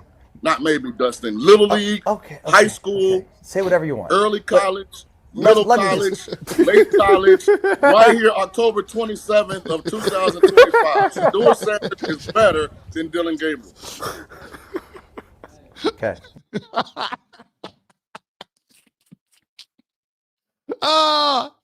Listen, this is how you know. This is how you know you gotta keep the receipts on deck.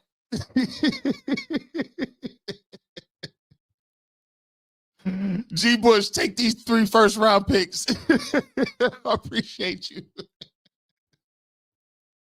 Jay Crawford said that he not ready. Is he coming for the players, backstabbing players if they didn't say it to his face? That ain't coming from them, Stony QT. Stop that.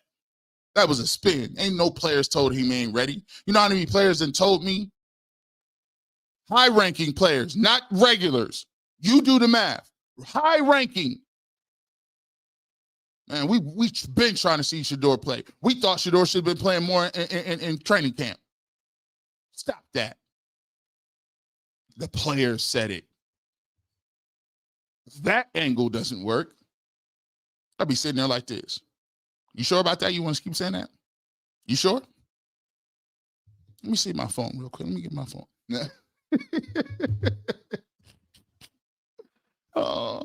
Miss Bell, Kevin Stefanski loves Dillon Gabriel and letting him get demolished and expect us to believe that he cares about Shedeur. I'm not a Cleveland fan. Don't need 6 years to call BS. Hey, now you see what we've been going through. Sapper Daddy, look at the nasty work. How can this dude be better than Shedeur? Why does my team do this dishonest stuff like this and the media is in bed with him too?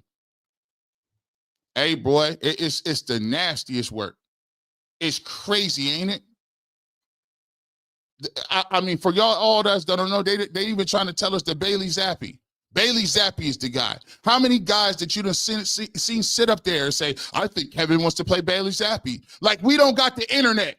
Like, we don't know Bailey Zappi is trash. Like, we don't understand none of this. Imagine they try to play Bailey Zappi. Oh my! There'll be a Robbie. I literally think that they stopped that decision too because it looked like Bailey Zappi was going to play. Yeah. And it's like, nah. Yeah, at this point, you don't want to win games.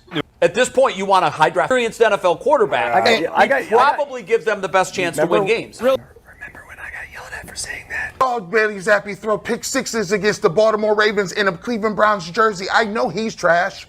Zappi looks to throw, and he threw a pick. Threw it right into the hands of Nate Wiggins, and the rookie walks in for an early pick 6. I know, but we got 3 guys. Can this be true? We got 3 guys that are trash. Forget developing for the future. Who, if you had to win against the Jets, and you can start any of the 3, It's intercepted. who are you starting? Shedeur Sanders. For the win. Shedeur Sanders. Not to see if these. No. This is a game Shedeur for Sanders. your life. Oh, I'm starting Zappy right now. I am too. I am too. I'm not starting Bailey Zappi. I said you've got 1 game to win for your life. You gonna put someone out there that you've never seen before? Hey, listen, they put somebody out there I didn't see before in Dillon Gabriel. Game for your life. Even after hearing Ross say what he said. I saw what I saw. Where? I saw Dillon Gabriel throw the ball to a nobody in the corner. I know, but I saw.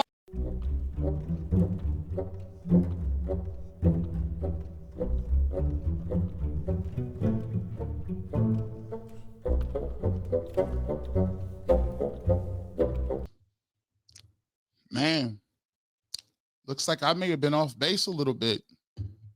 I didn't know. Maybe I didn't think my guys knew there was an internet. We do watch football.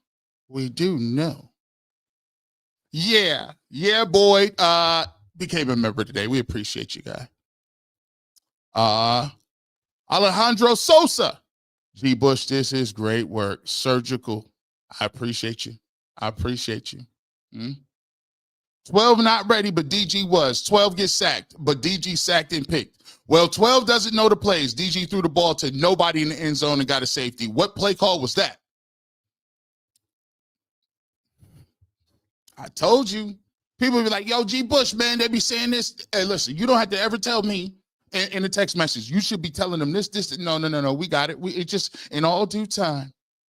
In all due time. Ronnie the Sticks, we thank you for becoming a member. We appreciate you. Chantel, if Dillon losing to the Jets, do you think Jimmy will pull the plug and demand short play? Because Lamar will eat Dillon's lunch at home in the stadium. Chantel, thank you so much. Here's what I'm going to say about this, Chantel. If Dillon Gabriel plays poorly against the Jets, I think it's that's out. He's gonna be stripped of them powers. Because what you're telling me is that you had 2 weeks to prepare him. You can bring him over for dinner, go over all the plays. You guys can watch, get in your DVR together, watch Grey's Anatomy, reruns of House, or whatever you're going to do, The Office, and you guys can get together and have the best game plan in the world. But if you got 2 weeks in a bye week, you can't get none of this off. The powers of the Black Panther has now been stripped away. Exactly. That's why I got popcorn. I'm just chilling. I'm just reminding y'all what y'all said. Now, by the way, don't get mad at little me. I was there when you said all the stuff. And by the way, I rebutted in real time. I ain't sit here and say, no, hold on now. I rebutted in real time. So you got to accept the receipts of integrity. Flacco said he didn't know all the plays when he came to Cincy for the rest of the Steelers. Better receivers helped, but he called audibles all game and adjusted the protection, something Dylan Gabriel can't do, but what do I know? Wrist up. By the way, I keep receipts on deck. I even keep receipts. This is why y'all not going to mess. Y'all can't mess with your boy. You can't mess with me. It's too surgical, man. It's too crazy. Because we cook in real time. They told you also this. You messing with G. Bush. I got too much time on my hand. This is the Bearded Brown Show.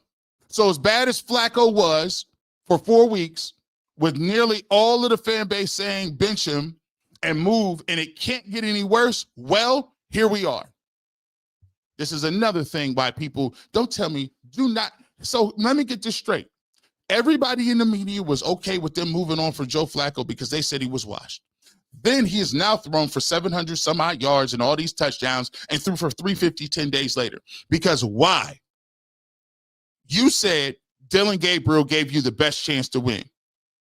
Well, unequivocally, that's false. Dylan Gabriel has not played one game better than Joe Flacco. Joe Flacco had a medium sauce game against his Bengals, 73.1 offensive grade. His passer grade was 73.2.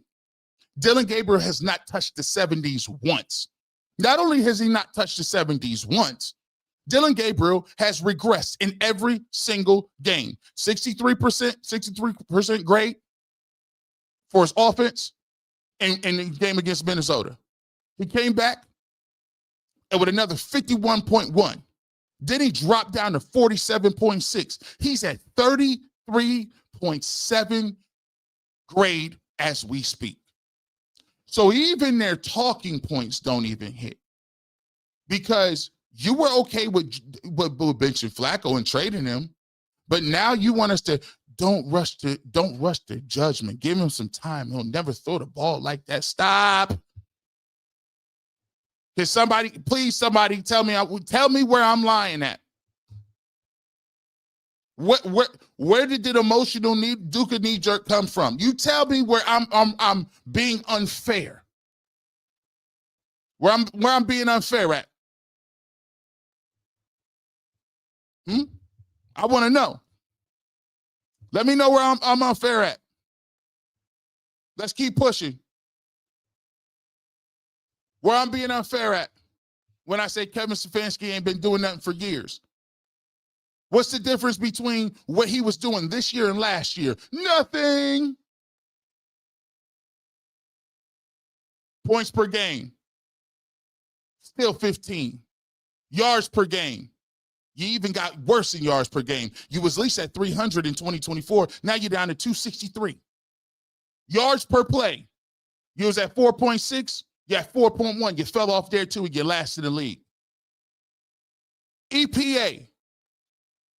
Tied for 31st this year. It's the same as last year. Success rate. Still last in the league. What's the difference? The quarterbacks during that time span, DTR, Deshaun Watson, Jameis Winston, Joe Flacco. Dillon Gabriel. What's different? There is no different. The common denominator is Kevin Stefanski. I got print receipts too. Y'all better stop playing. I'll be having way too much time on the bye week. Stop playing with me. He just plays videos and he chops them up. I mean, he taking everything out of context. Out of context, them numbers.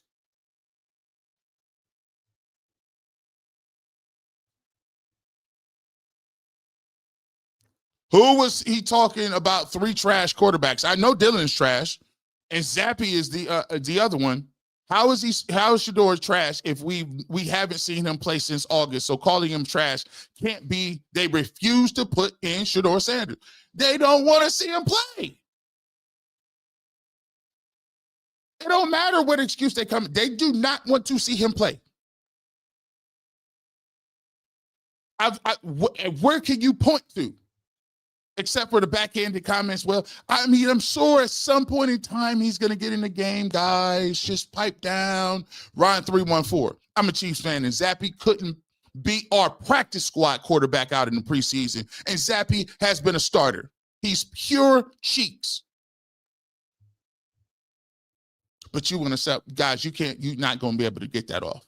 You can't get that off. You thought, see, the thing is, you can fast talk me, but when I got time to prepare, it's over. It's over. I got time to prepare. It's done. You fast talk all you want. Them hypotheticals be having y'all looking wild. You just said for your life you would play Bailey Zappi. That says a lot. For your life? First of all, I don't even play with my life. I don't even play with that. I don't even play with that conversation. I don't play with none of that.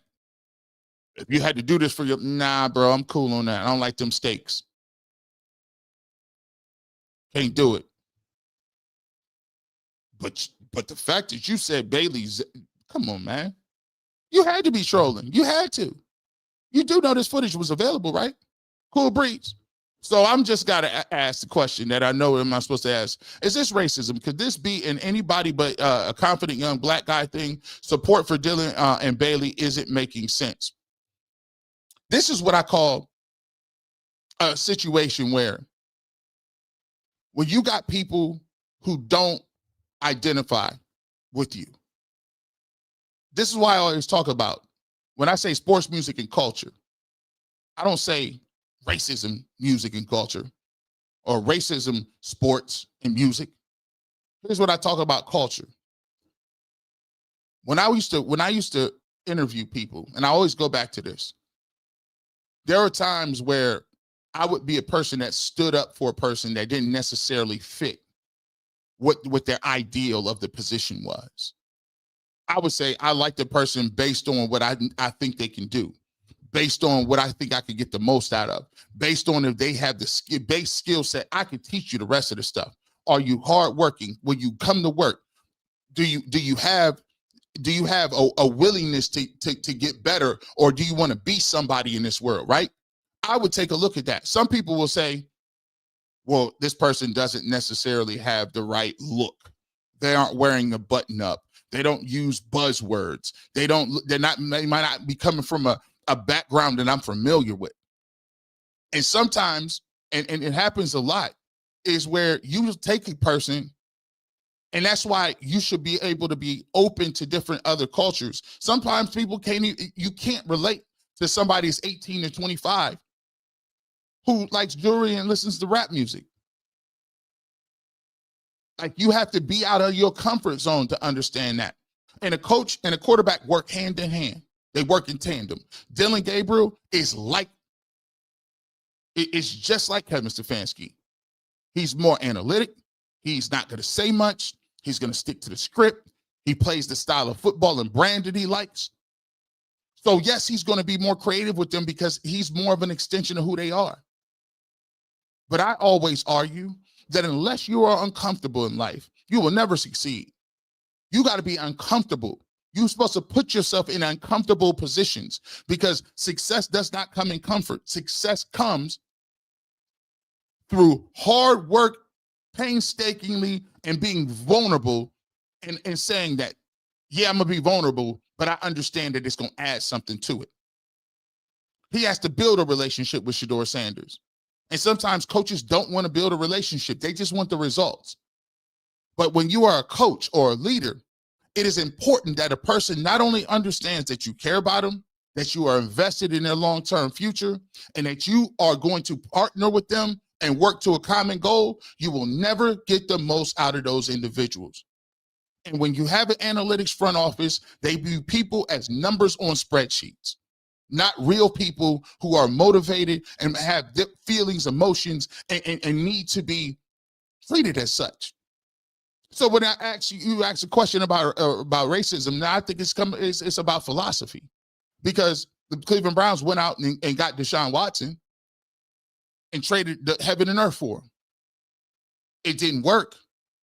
I think that didn't work more on the level of he didn't culturally fit with Kevin Stefanski there either. Why do you think they changed the offense? Why do you think he gave up play calling?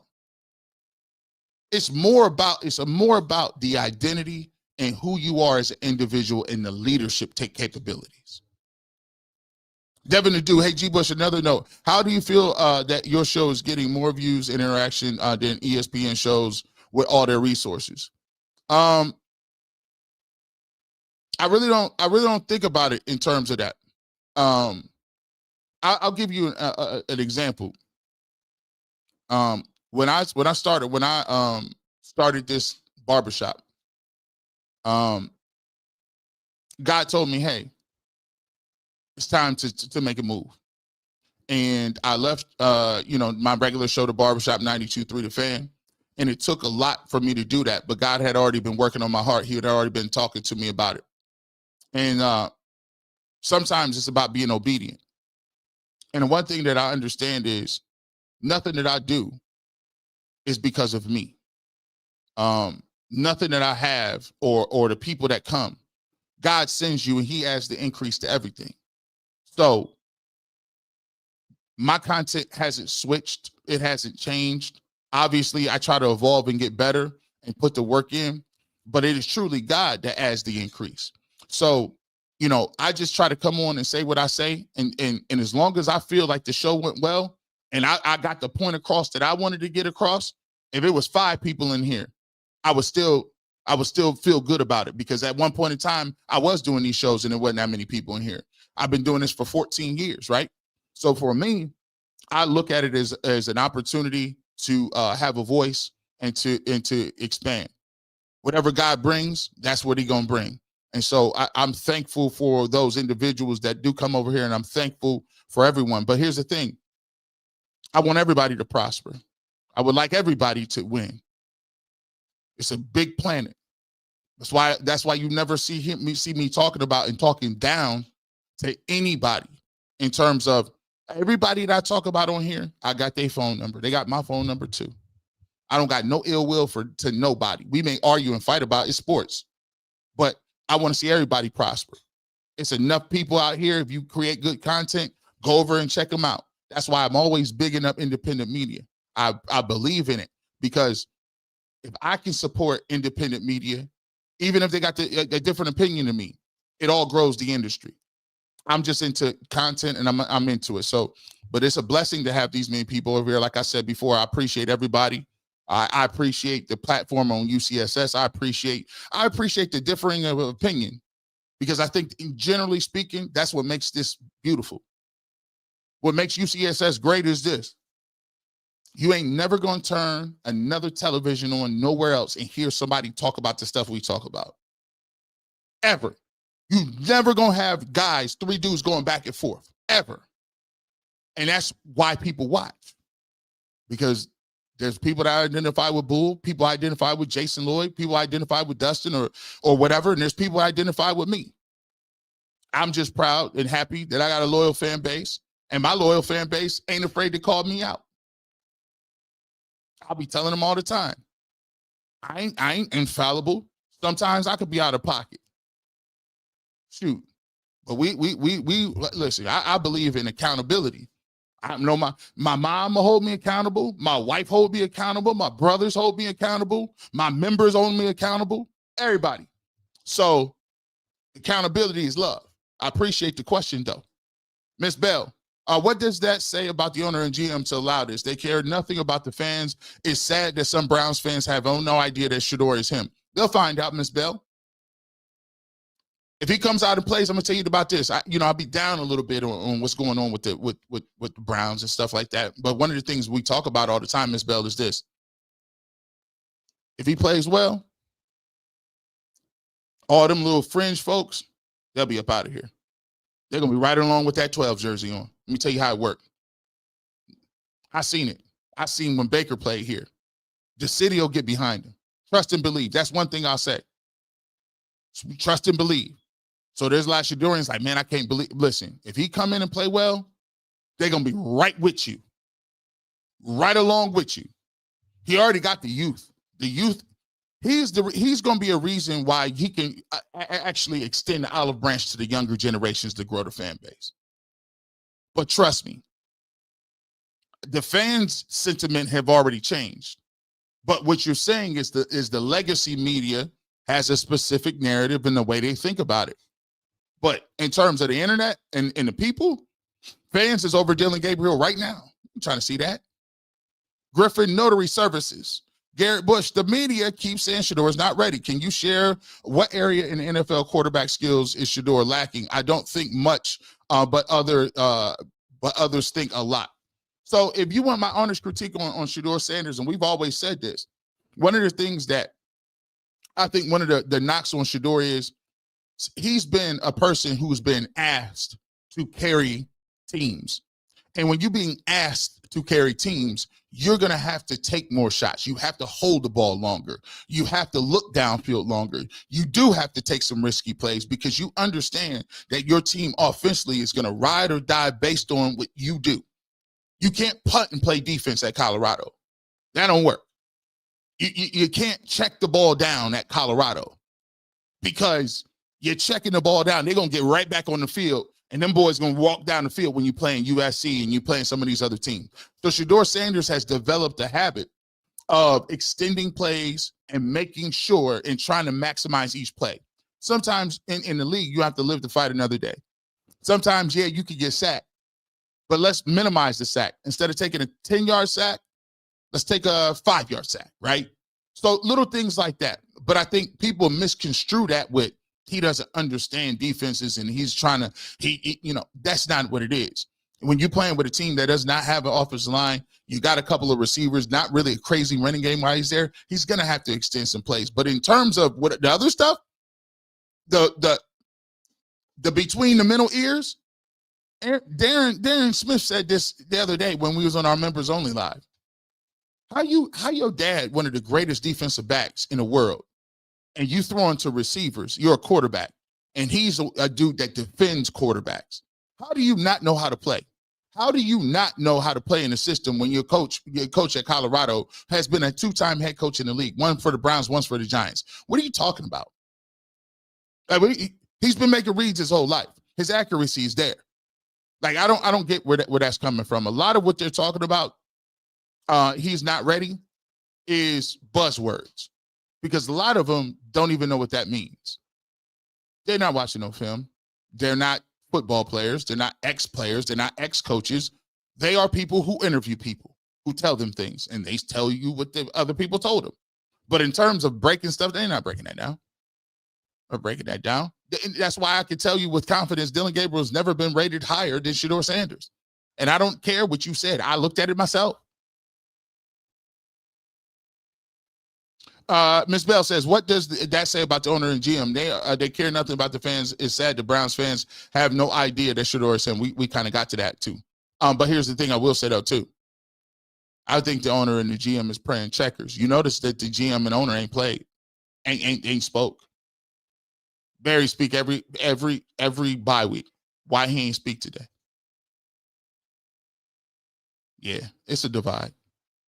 Chris Clark, we appreciate the super chat. Damian Waterman, thank you so much for the super chat. John Shaft, history has taught us that complaining does not work. The only thing racists understand are bad economics, empty seats, and if Shedeur starts. Here's the thing. Green is the Hey, should I show you any billionaire? Billionaires, for better or worse, it ain't black or white, it's that green. Let people show up and stop showing up. Why you think he got the leash is there on the road? You know why? Because if he plays bad at home, they are going to be chanting. They're going to be chanting. Where's Shedeur at? Why do you think they gonna give him this week? Because it's on the road as the Jets. But if he come back home and it's nasty work, they had a little rain in Jamaica, like DG is mid.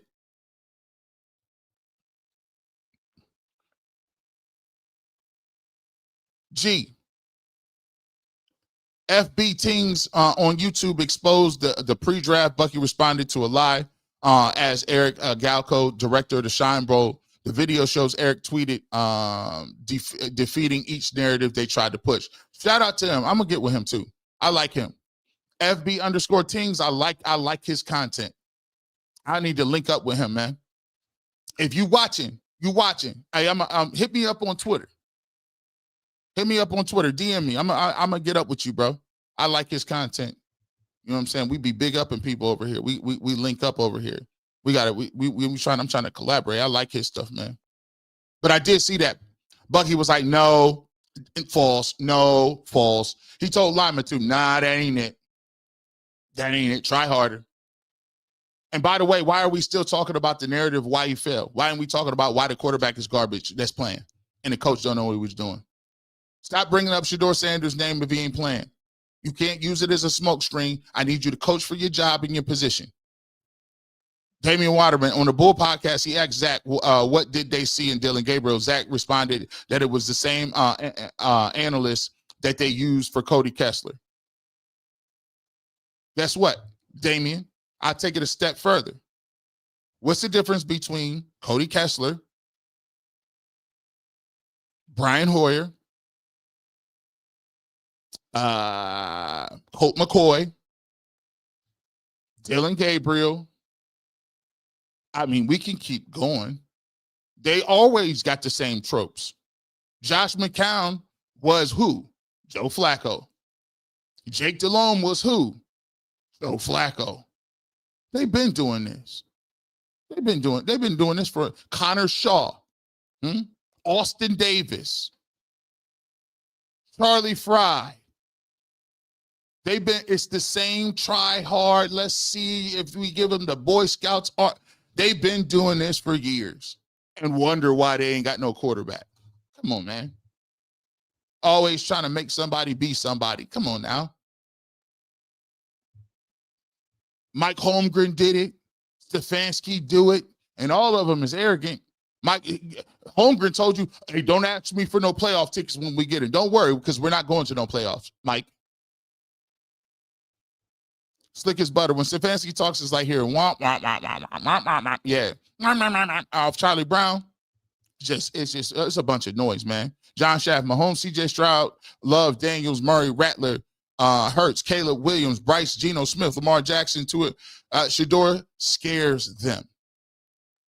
I've been saying that. You gonna get the keys to him? Because when he get in there, he gonna cook. He gonna throw that. Tyvis said he gonna throw the ball deep.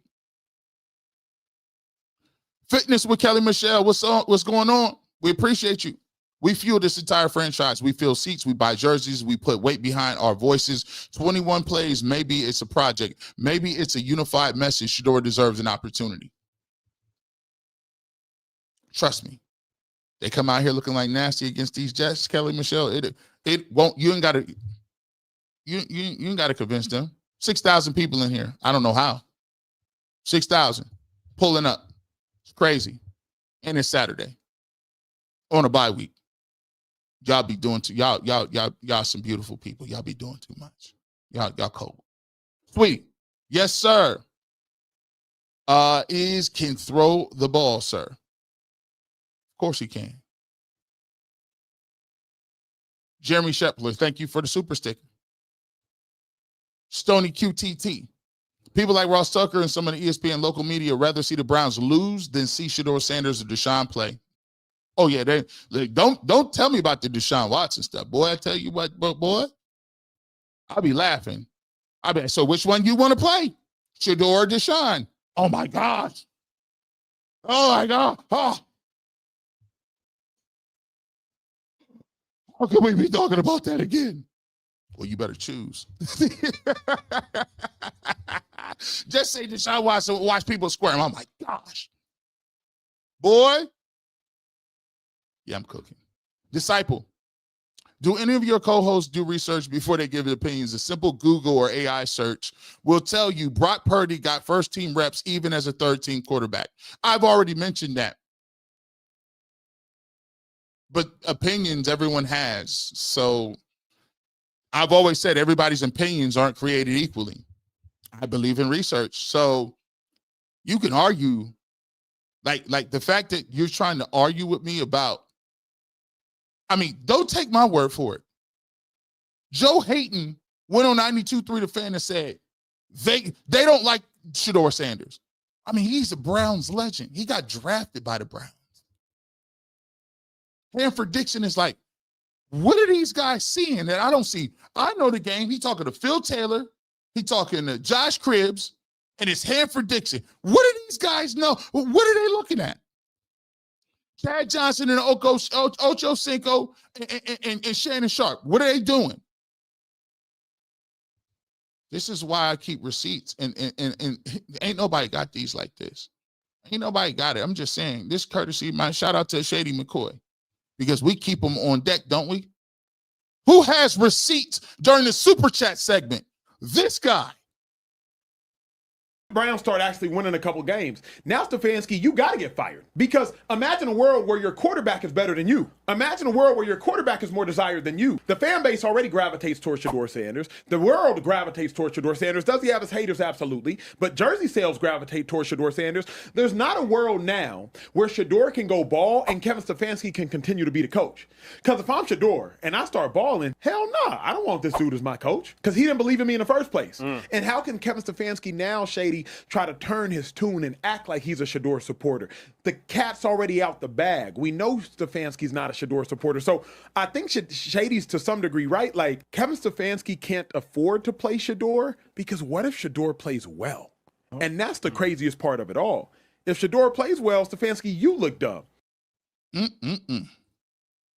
See the receipts. Dang it, this G. Bush.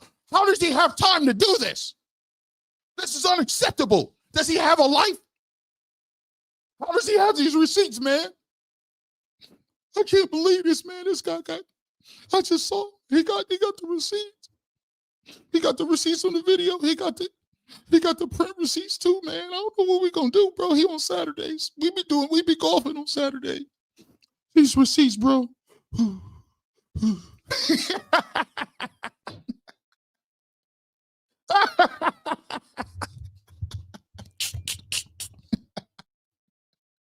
Oh. Oh boy. Oh, this is crazy. This is crazy. I don't understand it. Where am I? I lost my segment, man. Here we go. John Shaft, Gabriel will be out of the NFL in 2 years. What other NFL team would start this mediocre 5'8", unathletic quarterback? He is not even in quarterback 3. He's not. And they drafted him in the top 100, my guy. Top 100. Emmanuel Johnson. If DG don't play well versus the Jets, get Shedeur against the Ravens rivals at home. Shedeur versus Lamar is fire. If he plays well and wins, get ready for the ride.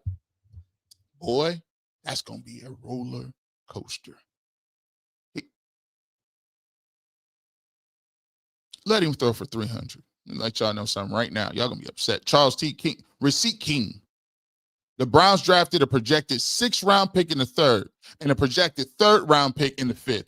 And your co-hosts act like they never covered the NFL draft or NFL. They know what it is. They don't know what type of time we on, bro. They know that. They be acting like they don't know what type of time we on, bro. They know good and well. That's why they always juxtapose. They don't never say what Dylan Gabriel is good at on his own merit. They always compare it to what Shedeur ain't. That's a key giveaway.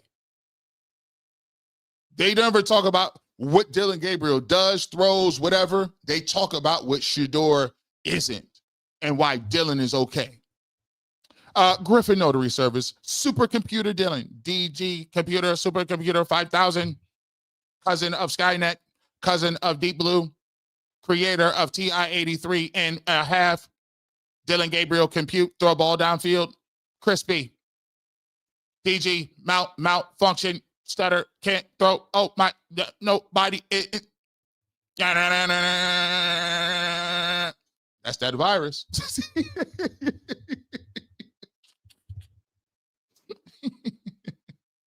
Bush, they need to see the league.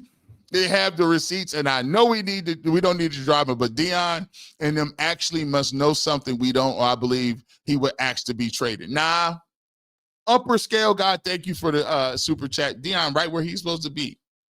I told you like this. See, sometimes God got to put you somewhere where you can, he can show his majesty, his glory. Because right now, good, don't give him no reps. But can you imagine if he comes out and plays and he didn't get reps in the preseason, he getting no reps in the offseason, he getting no reps over here, didn't get no reps over here, never got reps as a backup, and he comes in and plays well? That's very damning. That's a story and a half. That's a story and a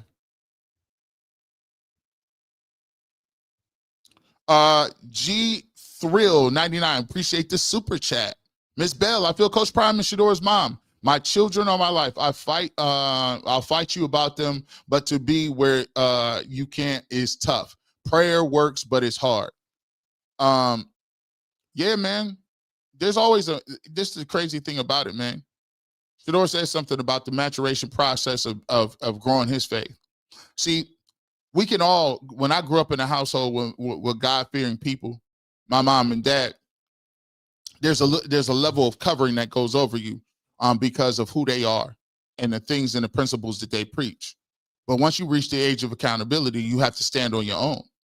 You have to stand and create your own relationship with God. And the best way to do that is you have to go through the fire just like your mom and dad did.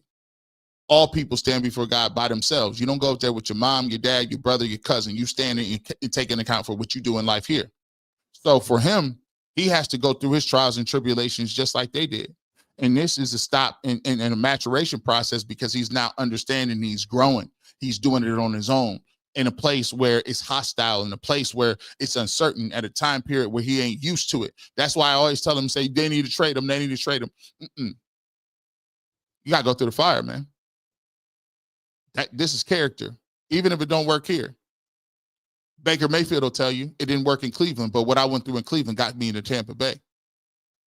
What Warren Moon went through, we showed it in a film. What Warren Moon, he didn't say, I'm gonna just cop out, and because they want me to play wide receiver, you know what he did? He stood on his principles and understood. Yeah, he wanted me to play wide receivers, but I'm gonna stick it out. So his story is his story now because of what he was able to go through and incur. So it's tough, but if you really support Shedeur, you got to support him through thick and thin, and you got to support him with his demeanor. So if he's unbothered, you should be unbothered. It sucks. It's easier said than done, but always believe God's plan is God's plan. We just have to give it to him and say, I'm okay with whatever happens. Not my will, but your will. Hey, Cook, McNuggets didn't read my comment, but why them boys so out of body when someone says Shedeur better than Dillon? It's like they get possessed. Now, a lot of what happens is, shout out to McNuggets, we went to another policy. You know, at the end of the we do super chats for 15 minutes, so we don't have, you know, the amount of time to do it. But over here, I got time. We got millions of super chats. I try to read every single one of them. I do my show for 2 hours. I say the whole other hour just to read the super chats because I feel like you should get your money's worth. If you send it, I should read it. So that's just how I could do it. And I got a little more lease of a ease to do it. But let me give you this. A lot of why people go crazy with that, with the Shedeur thing, is because there's a natural tendency as humans to push back on when somebody is going so hard for somebody. If somebody really believe in somebody and they're going to support them no matter what, the tendency is it pushes people to move away from that, because then they find themselves fighting against what they seem to be like the majority group. And it becomes a war of, I'm on this side, you on that side. And it's like, the reason that don't work for me is because, and what I try to bring people to is, I could have sat here, and the reason I put those clips together is to show people that I could think all I want. You can think all you want, but it's a difference between what you think and what happened on the field. Right there, you can see it. So if I believe Dillon Gabriel is good, I should have to watch the game and see if he's good objectively, and he's not. Also, I believe Shedeur Sanders is a better quarterback, but what have we always said here? I can believe anything I want. He has to prove it. The only crux between what we have and over here and what people in Dillon Gabriel's camp have, or wherever they at, where Kevin Stefanski is, all we asking for is to see it. They don't even want to see if he's good. And it's painfully obvious by the gymnastics that they pull. That is what to show you. They are not, if they said Shedeur Sanders was not going to play all year, they would not care. Actually, they would embrace it. They've said it multiple times. Why do we have to play him? They like Gillen Moore. He's a 5th-round pick. That's why he fell. He's not ready. And so when you get to that point, I'm married to what happens on the film work, bro. And why I go so hard for Shedeur is the fact that I thought he was a good player based on his film work and what he does. It ain't based in the fact that I like somebody. It's based in the fact that I believe he's good. And if you go back and rewind my tape, when people, oh, you're pandering, I was the one who said I would take him at 2. So how am I pandering? What you think I'm going to say if they get him in the 5th round? I'm head over heels. These guys be playing around. Come on now. Otis, it's anyone but 12, because they know once he get out there with them ones, he going to show up and show out. They double down on lies because they scared 12 going to make them backtrack, stand on what they said. Man, they already did a mini backtrack. Mary Kay said that Shedeur's superpower was his accuracy. I'm like, well, where was that superpower at when y'all was saying he wasn't ready to go? Because it's going to happen. Watch the stance soften when the writing is on the wall that Shedeur is going to play. The articles and the tone will switch. Well, we always knew that he was a great player. He always knew that give the Cleveland Browns credit here. The Browns did a good job of slow playing. I mean, how many guys did we ruin before? Stop.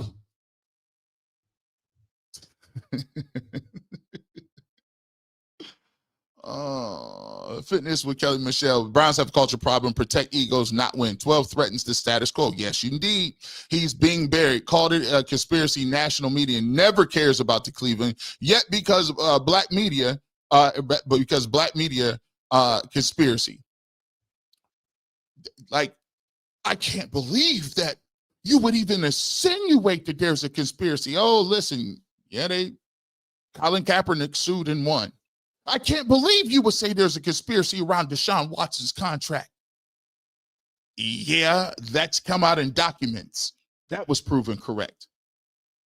I can't believe that the NFL was not paying concussion money to people who actually were disabled. Yeah, that was a documentary too. That came out to be true. I can't believe that teams were telling coaches that they should tank Brian Flores. And then once they fired him. It's not as far-fetched as you think. By the way, this guy was on the forefront of all those things as well. Don't get it twisted. They didn't like me then. It's okay. It's all right. Potent76, thank you so much for becoming a member. Barry Hickerson, they trying to pull the Jedi mind trick with Shedeur to cover up the real narrative. 6 years of the same garbage. The Jedi mind tricks will not work. They will not work over here. We cooking. In Noro, LA, thank you for becoming a member. Uncle Kai in the building. Kevin's face when they called at the 144 pick, Shedeur Sanders at your draft, is all you need to know. Enough said. Well, it wasn't synced up. It wasn't synced up, though, Uncle Kai. You didn't see that. You didn't see their face like that. That never happened. That coupled with the fact that they came, I don't even think I heard Stefanski say Shedeur Sanders' name 5-6 times. He's just quarterback number 12, third on the depth chart. Dylan is nothing but Dylan Gabriel is nothing but a young Dan Orlovsky, very bright, very smart, but trash on the field when he plays. St. Clair 101. You got to take that in perspective. You know, when you got a guy like that, they're rooting for that. They're rooting for that. They're rooting for underdogs. And listen, again, I want to be very clear about this. Dylan Gabriel has done nothing wrong. All he's out here trying to do is follow his dreams. I put it on the media. I put it on these narratives that they do and these little tropes, and they put people on two different sides of the spectrum, and they say, go at it. It's a tale as old as time. So this is what we do. We have to. Why do you think the NFL is a billion-dollar industry and it never stops? Is because they are great at delivering fairy tales and stories in real life. The 24-hour news cycle. How is it that Shedeur Sanders has not played a meaningful game in months since college? But you're telling me he's not ready? How? You don't see him practice. Beat reporters aren't even allowed to watch practice. How do you know? It's crazy. But they're masterful at it. I mean, let's be honest. There's a lot of people who watch this program because it's refreshing that somebody calls it out at that level. You know how many people say, bro, watch your back, bro. I mean, NFL is very powerful. I mean, you be saying some stuff that I ain't never seen nobody say. Crazy, ain't it? G. Bush, you are on fire. This has been by far the best podcast on Shedeur Fan Wagon. Please cut this up and sprinkle it daily for next week. I hope Shedeur Sanders thanks you one day. I don't need no thanks. I just would like to see him get an opportunity to see if he can play. That's it. That's most people over here. I think he is a talented dude. I think he can play. Nothing more, nothing less. You don't owe me nothing. Nobody don't owe me nothing. But I just don't like these games. But I thank you so much for that you're entertained. I was cooking today. I knew I would. You ever sitting on something, you be like, ooh. I didn't forget. Neither. People conveniently forget they traded up to get Shedeur. They didn't want Philadelphia to draft him. Flacco said the Bengals receivers catching the balls from him. Dylan, lack of performance is on him. You are correct. I like the fact that you added they traded up to go get him. That shows that was definitely not Kevin Stefanski. They had to do some maneuvering to get him. And that is why they're not trading him. Do you think? Let me break this down to y'all. Man. Pardon me for going a little long. Pardon me. It's a long week. Pardon me. 6,153 people, wherever you at. Hit that like button. Wherever you at. Let me tell you this. You got a new stadium. This was going to work against Kevin Stefanski. You got a new stadium coming down the pipeline. 3 years. I've already seen how this thing works. Why would you go get another quarterback? Think about this. Why would you get another quarterback if it's about winning or getting the bag or whatever you're gonna be. If I got a quarterback and I'm sitting there talking and I'm saying, okay, what is your evaluation on Shedeur Sanders? And he's accurate, he throws on time, he has good functional mobility in the pocket, and he has an it factor. If you telling me it ain't that much difference between that and whoever you're gonna get in the draft, why would I even switch quarterbacks? I wouldn't even think about it. I'm gonna let Shedeur rock, hopefully he plays well, and I'm gonna do everything I can to make him play well. And then at bare minimum, next year, he's starting. 2026, he's starting the whole entire time. I'm gonna give him a runway, and I'm gonna give him a runway with a brand new coach. So now I gave you a brand new coach, a system with Shedeur Sanders, a breath of fresh air, and then I'm gonna draft the linemen and receivers to put around him. And then now I'm 2 years away from the dome. Now I got a new coach, I got a new front office, and now we can start to rebuild. And guess what? Myles Garrett will be reinvigorated. Denzel Ward will be reinvigorated. And I'm keeping Jim Schwartz. Now we can go to work. If they don't work out in 2026 with Shedeur Sanders, the new coach has an opportunity to say, I'm going to go to the draft and I'm going to look about drafting one. But if you're the owner, you ain't going to find nobody in that draft that's more popular, is night and day better than him, and that is going to get you more eyeballs and ears on your product moving forward to that stadium. You're a fool if you roll the dice and get a new quarterback, because what's going to happen is you're going to trade them picks to get the new quarterback, and guess what? You still ain't got linemen, you still ain't got this and that, and you cannot keep Shedeur Sanders on that team. I'm going to tell you why. If you keep Shedeur Sanders on the team, they are not going to want to see the new quarterback. So you're going to have to trade him somewhere. And if you trade him somewhere and he play well, you're going to be looking wild. Let me be your consultant. Let me help you. Help yourself. Take the layup. The layup is in front of you. You got everything. If you want to sell hope, it's right there. Why are you not taking the layup? Why do you think people are fed up now? Because they're not trying to see Dillon Gabriel and this Kevin Stefanski offense. Get rid of him. Kevin is collateral damage. Why are you holding on so strongly to a first-time head coach who's the fan base don't even like him no more? Cut bait. At least you can sell hope with a new coach and a new process and a quarterback that the world wants to see play. Maybe it's me. Uncle Kai.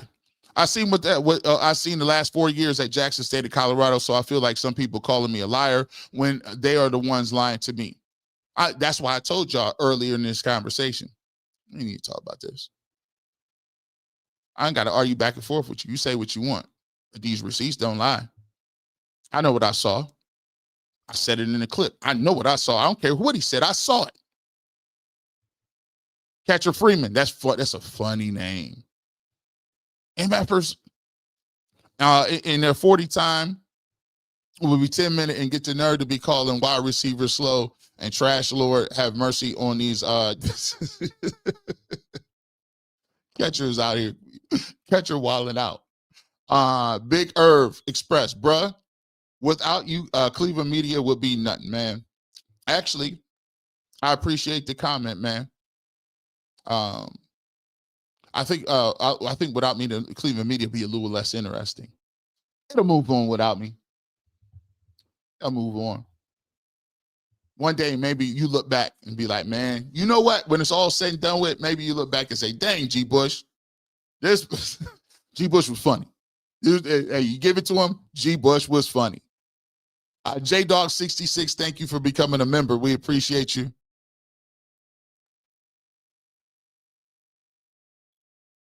Catcher Freeman says, I'll never forget how they talked about a man battling. I didn't like that either. It was a lot, it was a lot of stuff around Coach Prime that I had to disconnect myself from the situation. I'm like, man, this man battling cancer. And you still talk about why his son, but come on, man. Come on, man. It's wild work, boy. It's wild. Cam, RG3, Steven Jackson, Sharp called it. It is what it is. Don't be scared. I don't listen or click on any media that's part of the conspiracy, period. Stony QT, G. Bush burnt the house up today. Throw the bomb.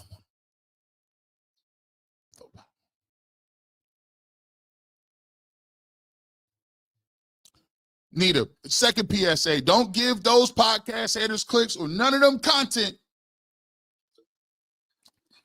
She said, give your money to G. Bush or off over their Corday content. I appreciate the vote of confidence, Nita. Hey, by all means, y'all support who y'all support, man. Make a decision on who you're gonna support. I ain't a man that cuts nobody's money off. It's up to the consumer to believe what they want to believe, and it's up to them to support who they're going to support. So if you feel the need to watch other people, if you feel the need that you're going to pull up on somebody, I'm not going to stop another man from eating, you know what I'm saying? That's where I come from. But what I will say is, instead of cutting that off, just support the people you support. You know what I'm saying? And I appreciate all the support I get. All of it. John Shaft, Shedeur is already the face of the Browns. They fear his smile, charm, articulation more than his skills. The black quarterback has always been him. Shout out to John Shaft. In Noro, LA, keep bringing the heat and shining the truth. Biased sports experts you have to deal with. Biased sports experts is something you're going to have to deal with. And no matter how many fabricated lines, it ain't going to equal up to this barbershop real-ish. If you know, you know. X Factor XP. If I wonder if Shedeur Sanders' face had anything to do with how they're treating him. It has happened to me before. Nice work, G. Bush. Hey man, you're not gonna be liked all the time. That's it. People of faith. Hey, look, they ain't like Jesus, boy. Why would you? They ain't like you. You ain't gonna be liked when you stand for certain things. You ain't gonna be liked. It's gonna be a tough battle. It's going to be an uphill battle. But through the strength of God, you can make it. You can keep going. One with God is the majority. Matt Perry, would be nice if Coach Prime pulled up in the barbershop. Shout out to Coach Prime, man. Prime is busy.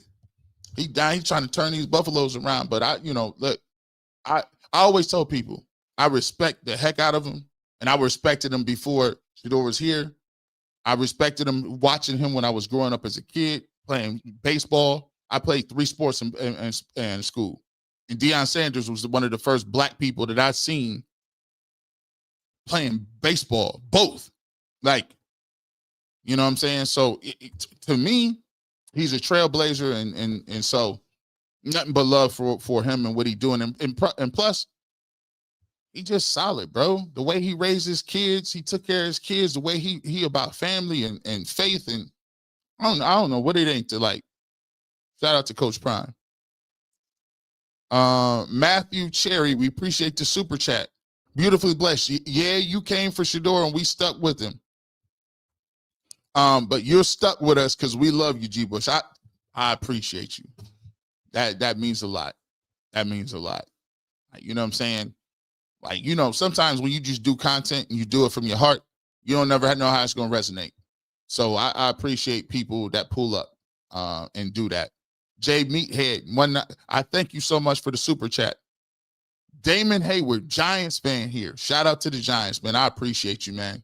Appreciate you. Triz, G is a sign. I'm a Bengals fan, and you are definitely a bright spot of the team. I hope you get the press pass and get a chance to interview players. We appreciate you, Triz. I'm an Eagles fan in Philadelphia. I've been rocking with you for 4 years, bro. Keith, man, I appreciate you, man. Keith Beecham. Or that's Beckham. Yeah, Keith. Either. Sorry about I messed that up, but I appreciate you. Stay tuned. All I'm gonna say is is only weak men make excuses, especially for other men. Black men slighted in everything we do. We're gonna keep pushing till we triumph. I'm a partner. I'm a Panthers fan, G. Bush, watching every day. YKTV, man, I appreciate you, man. See what I'm saying? This crazy. These people ain't even Browns fans, bro. That's why it's, man. You know, I be getting all emotional and sentimental, because you know, some things is a little deeper than just football. Some things it's about life. We know limit soldiers. We told you. Black Culture Lit TV. Hey, by the way, I gotta call it. Cash Money versus No Limit. No Limit might have got that. When Wayne didn't show up because he was sick, even BG said, yeah, listen. BG said they was on point as far as presentation. And I thought it was going to be a landslide because Cash Money's catalog is crazy. Actually, to be truthful, if they would have had Nicki Minaj and Drake on there, it's a landslide. You can't win that. Like, if they just have those guys on, like Tyga, Wayne, that's landslide. So, but that was Young Money. But they were still under Cash Money. I see what they was going. They was going for original forefathers. But about it. When that came on, if you know, you know. Minx the Cutie. I literally just text my ex, who is a Browns diehard fan, to tell him you was cooking early on a Saturday, and he was shocked, as I am a diehard Ravens fan. I watch you every day. Great, thank you so much. That's crazy. Hey, bro. Shout out to your ex. Hey, listen. Might be your in card. She might go ahead now. G. Bush done texted. Hey, you got a text. Maybe y'all wasn't texting like that. You know what I'm saying? Like, I don't know. You know what I'm saying? You got the out of the blue. It don't matter how you got the text. Just go ahead and capital. It don't matter how the text came. Just don't even, be like, so how your day been going?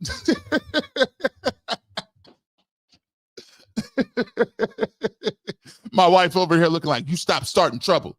I'm sorry. Listen, I didn't mean nothing by it. I was just trying to help him out, babe. You good? Matthew Cherry. Thank you for becoming a member, my man. Ronnie on the sticks. I like that. You play Madden too? You play Madden, Call of Duty? Would you be on the sticks a lot? I like that. Raider Nation for life, but I rock with G. Bush and 12 Heavy. Keep telling the truth and don't let your peers ever dim your shine. Legendary. I appreciate you. Shout out to the Raiders Nation out there. I know they want to say, hey, people keep saying the Raiders game is the game. I am here from New Orleans, G. You be cooking. Wish you the Saints took 12. Karen McWilliams, thank you so much for appreciate you. That's a beautiful picture in the left-hand corner too. I've been trying to tell my wife we got to get some glamour shots, man. And y'all be having these power couple pictures, man. I'd be like, man, y'all got the corporate pictures up, man. Like it's crazy, bro. I gotta get my stuff together. Look at that. They in love down there in that left-hand corner. Do you see them? They cheek to cheek. Y'all look like y'all been together forever. Yes, yeah. I've been with my beautiful wife since we were in 5th grade. Never looked at another person in my life. Just we were meant to be. Big Kev, NFL can't deny Shedeur. Check his jersey sales. Oh, they're going to go up. Wait till he plays his first game. Quiz arm. Stefanski will take the rest of the season before he lets Shedeur play over Dylan Gabriel. Haslam and Barry have to fire him if they want to establish this season. This might be the longest podcast we've ever had, and there's 6,400 people in here. This is why I call myself a live streamer, because we've been doing an hour of super chats, and we're going to continue to read them. We're going to continue to go. I'm going to give you money's worth. Squish arm, we appreciate you. We're going overtime. Triz, I'm hoping you and Tyvis can make y'all Wednesday show into something bigger. That's a great product right there. Educational, interactive, and accurate. Tyvis, I told you to work. I was like, bro, boy, G. Bush, I don't know, you got some magic going on, boy. Say, yeah, man. Make sure y'all pull up. I'm Wednesdays. Come to the film review, man. Come to the film review. Matthew Terry. Here's my thing. Even if Shedeur bombed the pre-draft interview, isn't he's still the first or second round talent everybody has said he's about? A bad interview doesn't strip your talent away. See, here's the thing. Shedeur got a base they can't play with. That's a scary thing, bro. Y'all got to realize when you got that many people rocking with you from all these different places, they by default come into your building and you can't do the same things you used to do. You can't lie. You can't play the worst people. You can't have bad play calls. You can't have terrible concessions. You can't have uniforms that don't like they coming in like, yo, they got a flashlight on everything you doing. And a lot of coaches and organizations are uncomfortable with that. Think about it. The Browns have been a bad organization for a long time, a very long time. And y'all coming in shedding a lot of light and bringing all the major guys in, major media figures, the Skips, the Shannon Sharps, the Stephen A. Smiths, the Ryan Clarks, the Pivots, the Cam Newtons, the Joe Budden podcast. Are you serious? That's everybody in black entertainment. Everybody. So now when Shedeur plays, you got a lot of microscopes on you. Kevin Stefanski ain't never got this much attention. And in high school, not in college. I mean, they pulled up. So you can't play no games. So a lot of teams don't want no flashlight. They want to run things as status quo, tank, lose, do whatever their agendas is. But when you got somebody that popular, it does not allow you to do that. That is why they don't like it.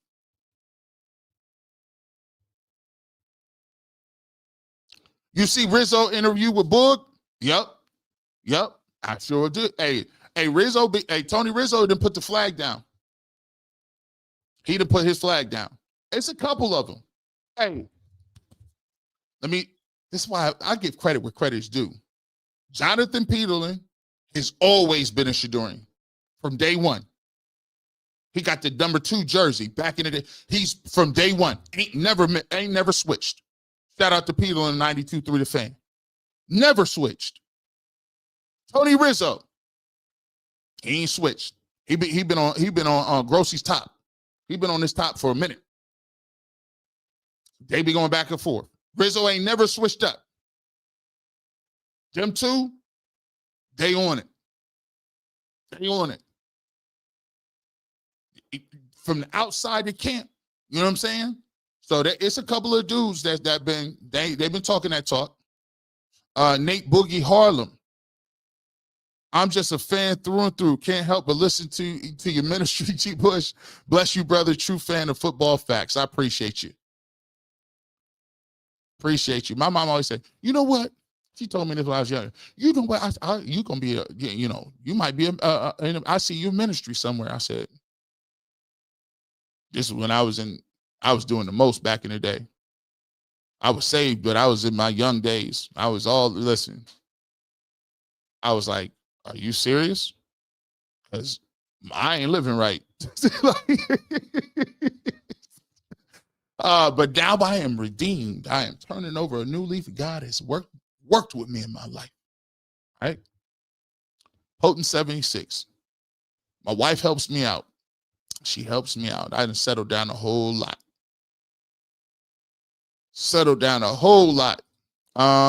Gooch Dog. After all this Stefanski call plays that will showcase Shedeur's talents fairly, if he is willing to go to this far with his selfish pride. Here's what I'm gonna say with that, Gooch Dog. Here's how this thing push. I think if he got to go to Shedeur, he gonna have to give up them plays too. I think he gonna give him plays because I think he's gonna die on this hill. I think it's gonna come to a point where he's gonna say, if you want him to play, you're gonna have to put him in. And then once he makes that ultimatum, there ain't no coming back. At that point, if you're willing to go that far, the owner's going to say, hey, this is unattainable. You have to choose between the two. So, but I wholeheartedly believe that Kevin Stefanski will not willfully put him in the game at all. Kirk Davis, T.I. verse is like us. No exaggeration necessary. Living revolutionary. Nothing less than legendary. Gangster-ish hereditary. Got it from my dad. Flow colder than February with extraordinary swag. That's a bar. I see you. Kirk. I appreciate it. Hey, Jay Crawford, a certified capper for Stefanski. Yeah, he was capping. You know, Jay be trolling too. Jay be trolling. Jay be trolling sometimes, bro. He don't even be believing that. That's why I be looking at him kind of. It'd be funny. I'd be looking at him. When I give him this, for real. Lima be trolling too. They be trolling a lot.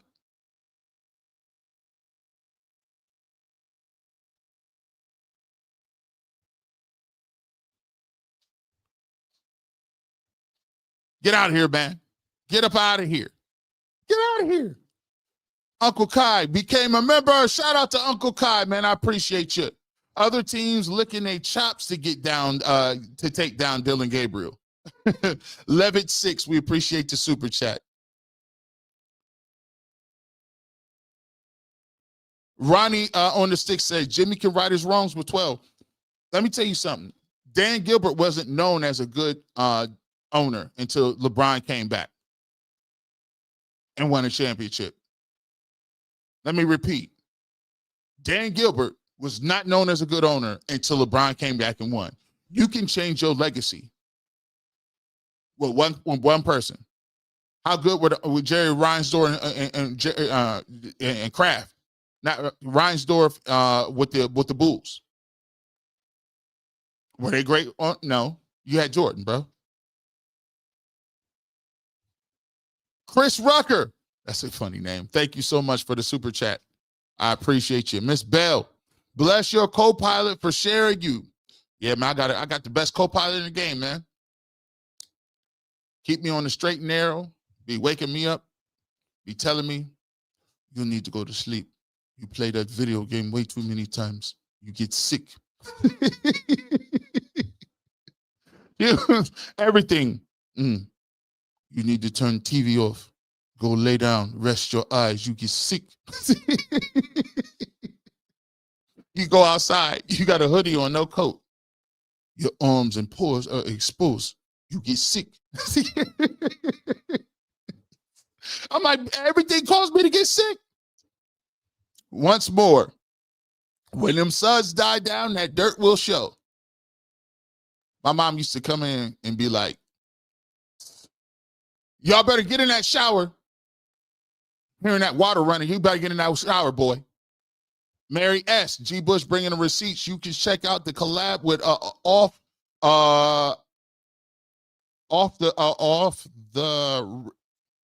the record. I like that name. Off the record. He's a Browns content creator who brings the receipts. Hey, off the record. If the chat demands it, they get it. I'm hitting. Hit me up. I'm hitting. Listen, I got two. Off the record. Let's talk. We brings all to the table. We link it up worldwide.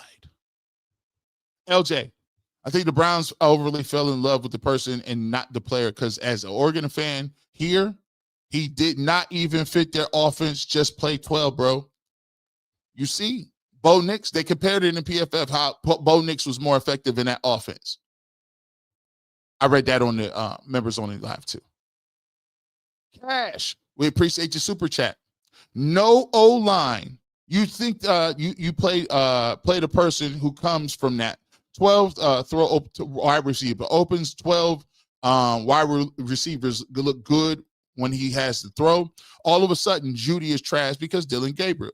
Now Judy got to catch the ball, but here's the thing: Jerry Judy is deflated at this point. You got 2 targets, no catches for no yards.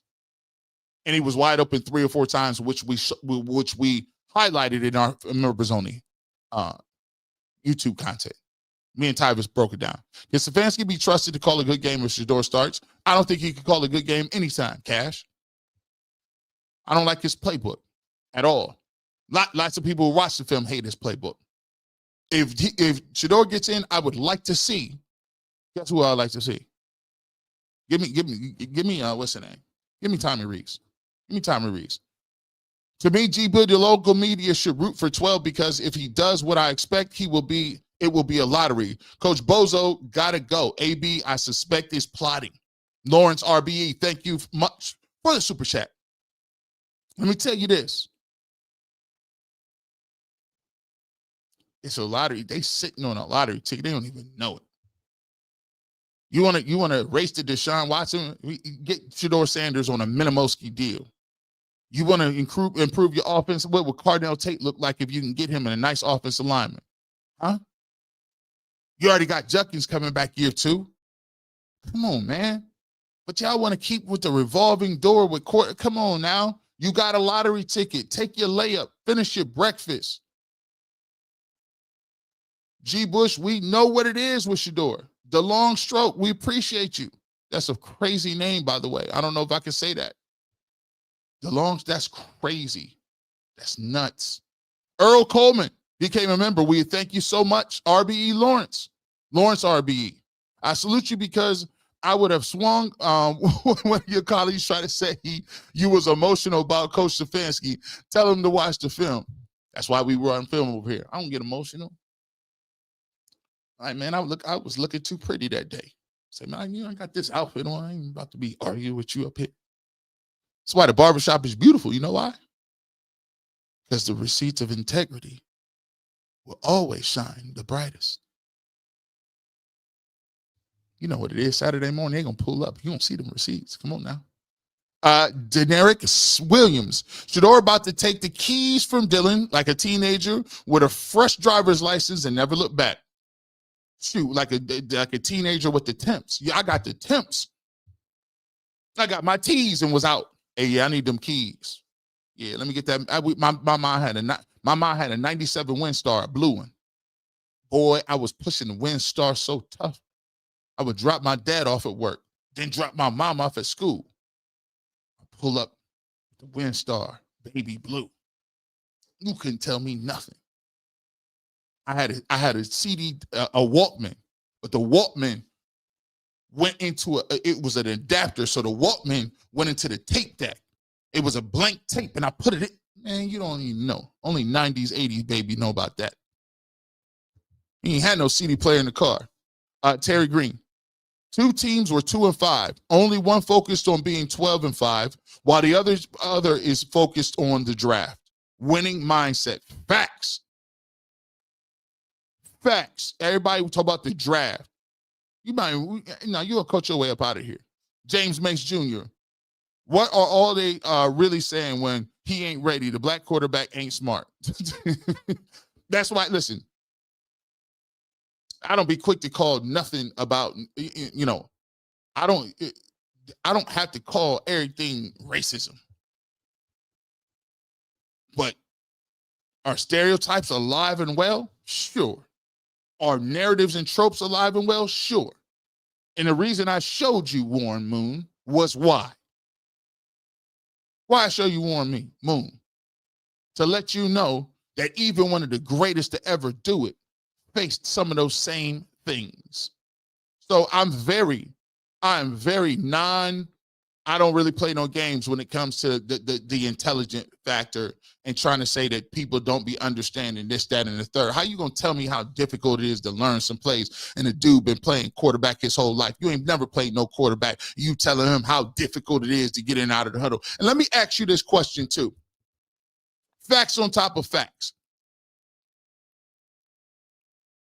This just goes to show you poor lack of leadership.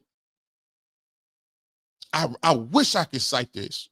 Write this down as a point of emphasis so you can have this to destroy any talking point.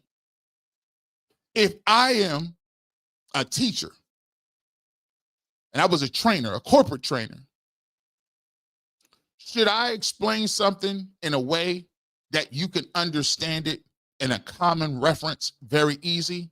Or should I give you a bunch of corporate jargon that confuses and muddies the waters? No. Jay-Z said, I dumbed down my flow to double my dollars, right?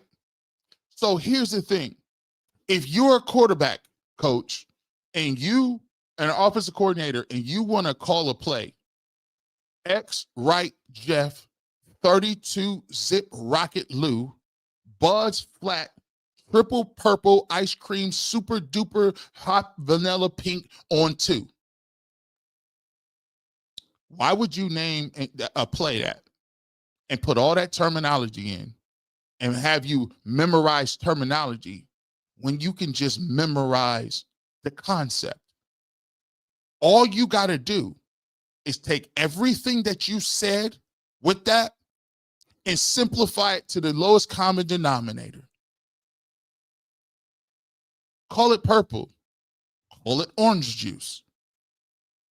Call it football. Whatever you want to do. Call it a number system. Number 3. Whatever it is. And simplify it. You only do that for your ego.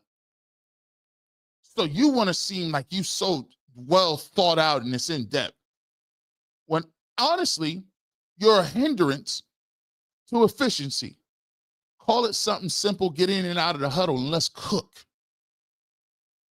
Why would you name all that jargon and layer that up like that? It's the dumbest thing I've ever heard in my life.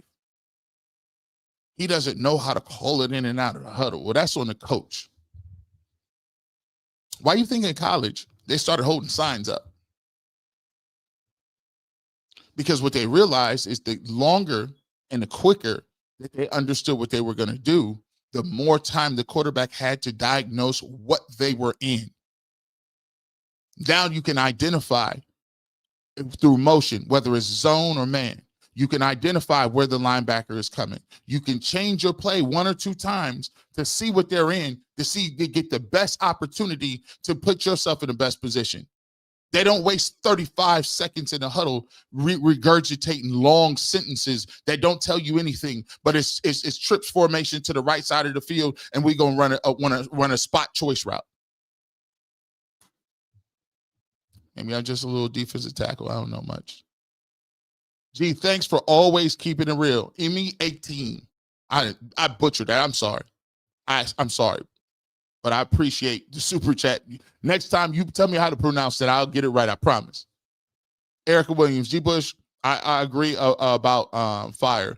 Do you think Kevin Stefanski will play Watson if he gets clear? Also, I feel Jason really wants Shedeur to play at all.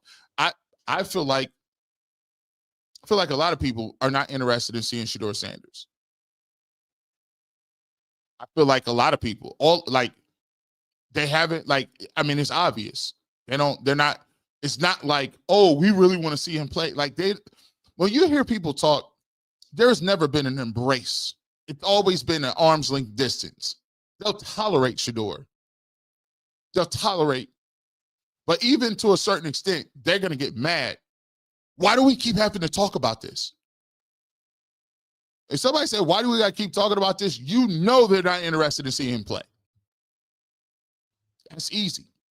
Do you think Kevin will play Watson if he gets cleared?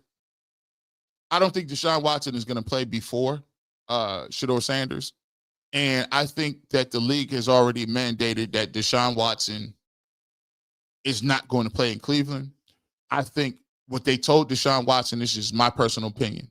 They told Deshaun Watson, we are going to keep you on the roster because we can't cut you loose. If you are a good soldier and you don't do anything else and you say all the right things and you stay out of sight, out of mind, what we are going to do is we're going to let you stay around. And then we are going to tell everybody in the league, we're going to give you an opportunity to play. And what they'll start to do is they'll start to leak information around the league through different various sites and reporters and NFL insiders that say there are teams out there that are actually interested in Deshaun Watson and feel that a fresh start somewhere else will give Deshaun Watson an opportunity to resurrect his career. They'll go back and relitigate and say, well, look, guys weren't really that great in Kevin Stefanski's office. Look at Joe Flacco around here. They'll start the stories about what has he learned. He'll do a sit down and say, what has he done and learned since he's been there? I'm married now. I done found the Lord, and they'll find another nice little cushy place for him to play, and he may get to play somewhere else. But they are punishing the Cleveland Browns for giving him a contract. He is to not play here, and he is going to have to stay on the roster. So that's why the owner came out and said, I see it, right? Maybe that's my conspiracy theory, but I think it's good.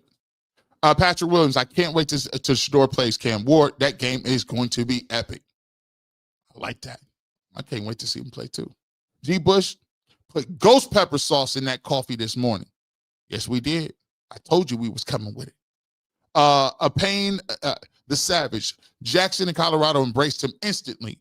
Both got instant success on and off the field. You don't think a billionaire of losing franchise doesn't see the big picture and money that can be made with 12? Oh, he see it. Why you think he ain't trade him? And he's not getting traded. He's the big joker. That's in his back pocket. Emmanuel Johnson. Problem is the media does not work and watch film. Just want to sound smart without being intellectually honest. A lot of people don't watch film. You're factually correct. Dondi H. You had your chef's hat on this morning. You keep cooking. Thank you, Dondi. I appreciate you, my man. Nathaniel Lasik. Hillian Knight Boog was on Rizzo's show. Must see. I got to check it out. Rizzo out here pulling them strings, boy. Keisha. As a longtime Saints fan, we gave up season tickets because they did not draft Shedeur Sanders. We only here for Shedeur. Browns don't don't have me off. It might be say piss me off. That might be it, but we don't know. Stay tuned. G. Bush, your opinion on 12 is saying he's getting big ready. You should mention it on Monday so we can get them receipts. Oh no, 12 said they asked him, you going to homecoming? He said, no, I gotta get ready. My suspicion is if Dillon Gabriel is looking bad after the double down and after the 2 weeks, Shedeur Sanders will be inserted to the game against the Jets. It's already been mandated. They are building him up right now. Do I have sources on this? No. But they are building him up. They've already let him know. Be ready, dog. If it don't look good that first half, it is what it is. This is a record.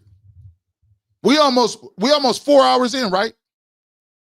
4 hours in? We cooking. This is why you got to get your stamina up. Oh, you got to get your stamina up. You got to be in shape, bro. You got to keep, we going to read all that. We going to get it done.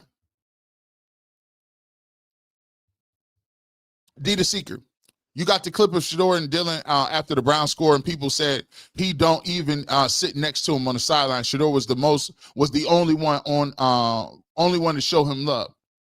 Yeah, that was debunked. I called that out in real time. Stop all that stuff. He don't sit beside the guy. Quit it. Go ahead with that.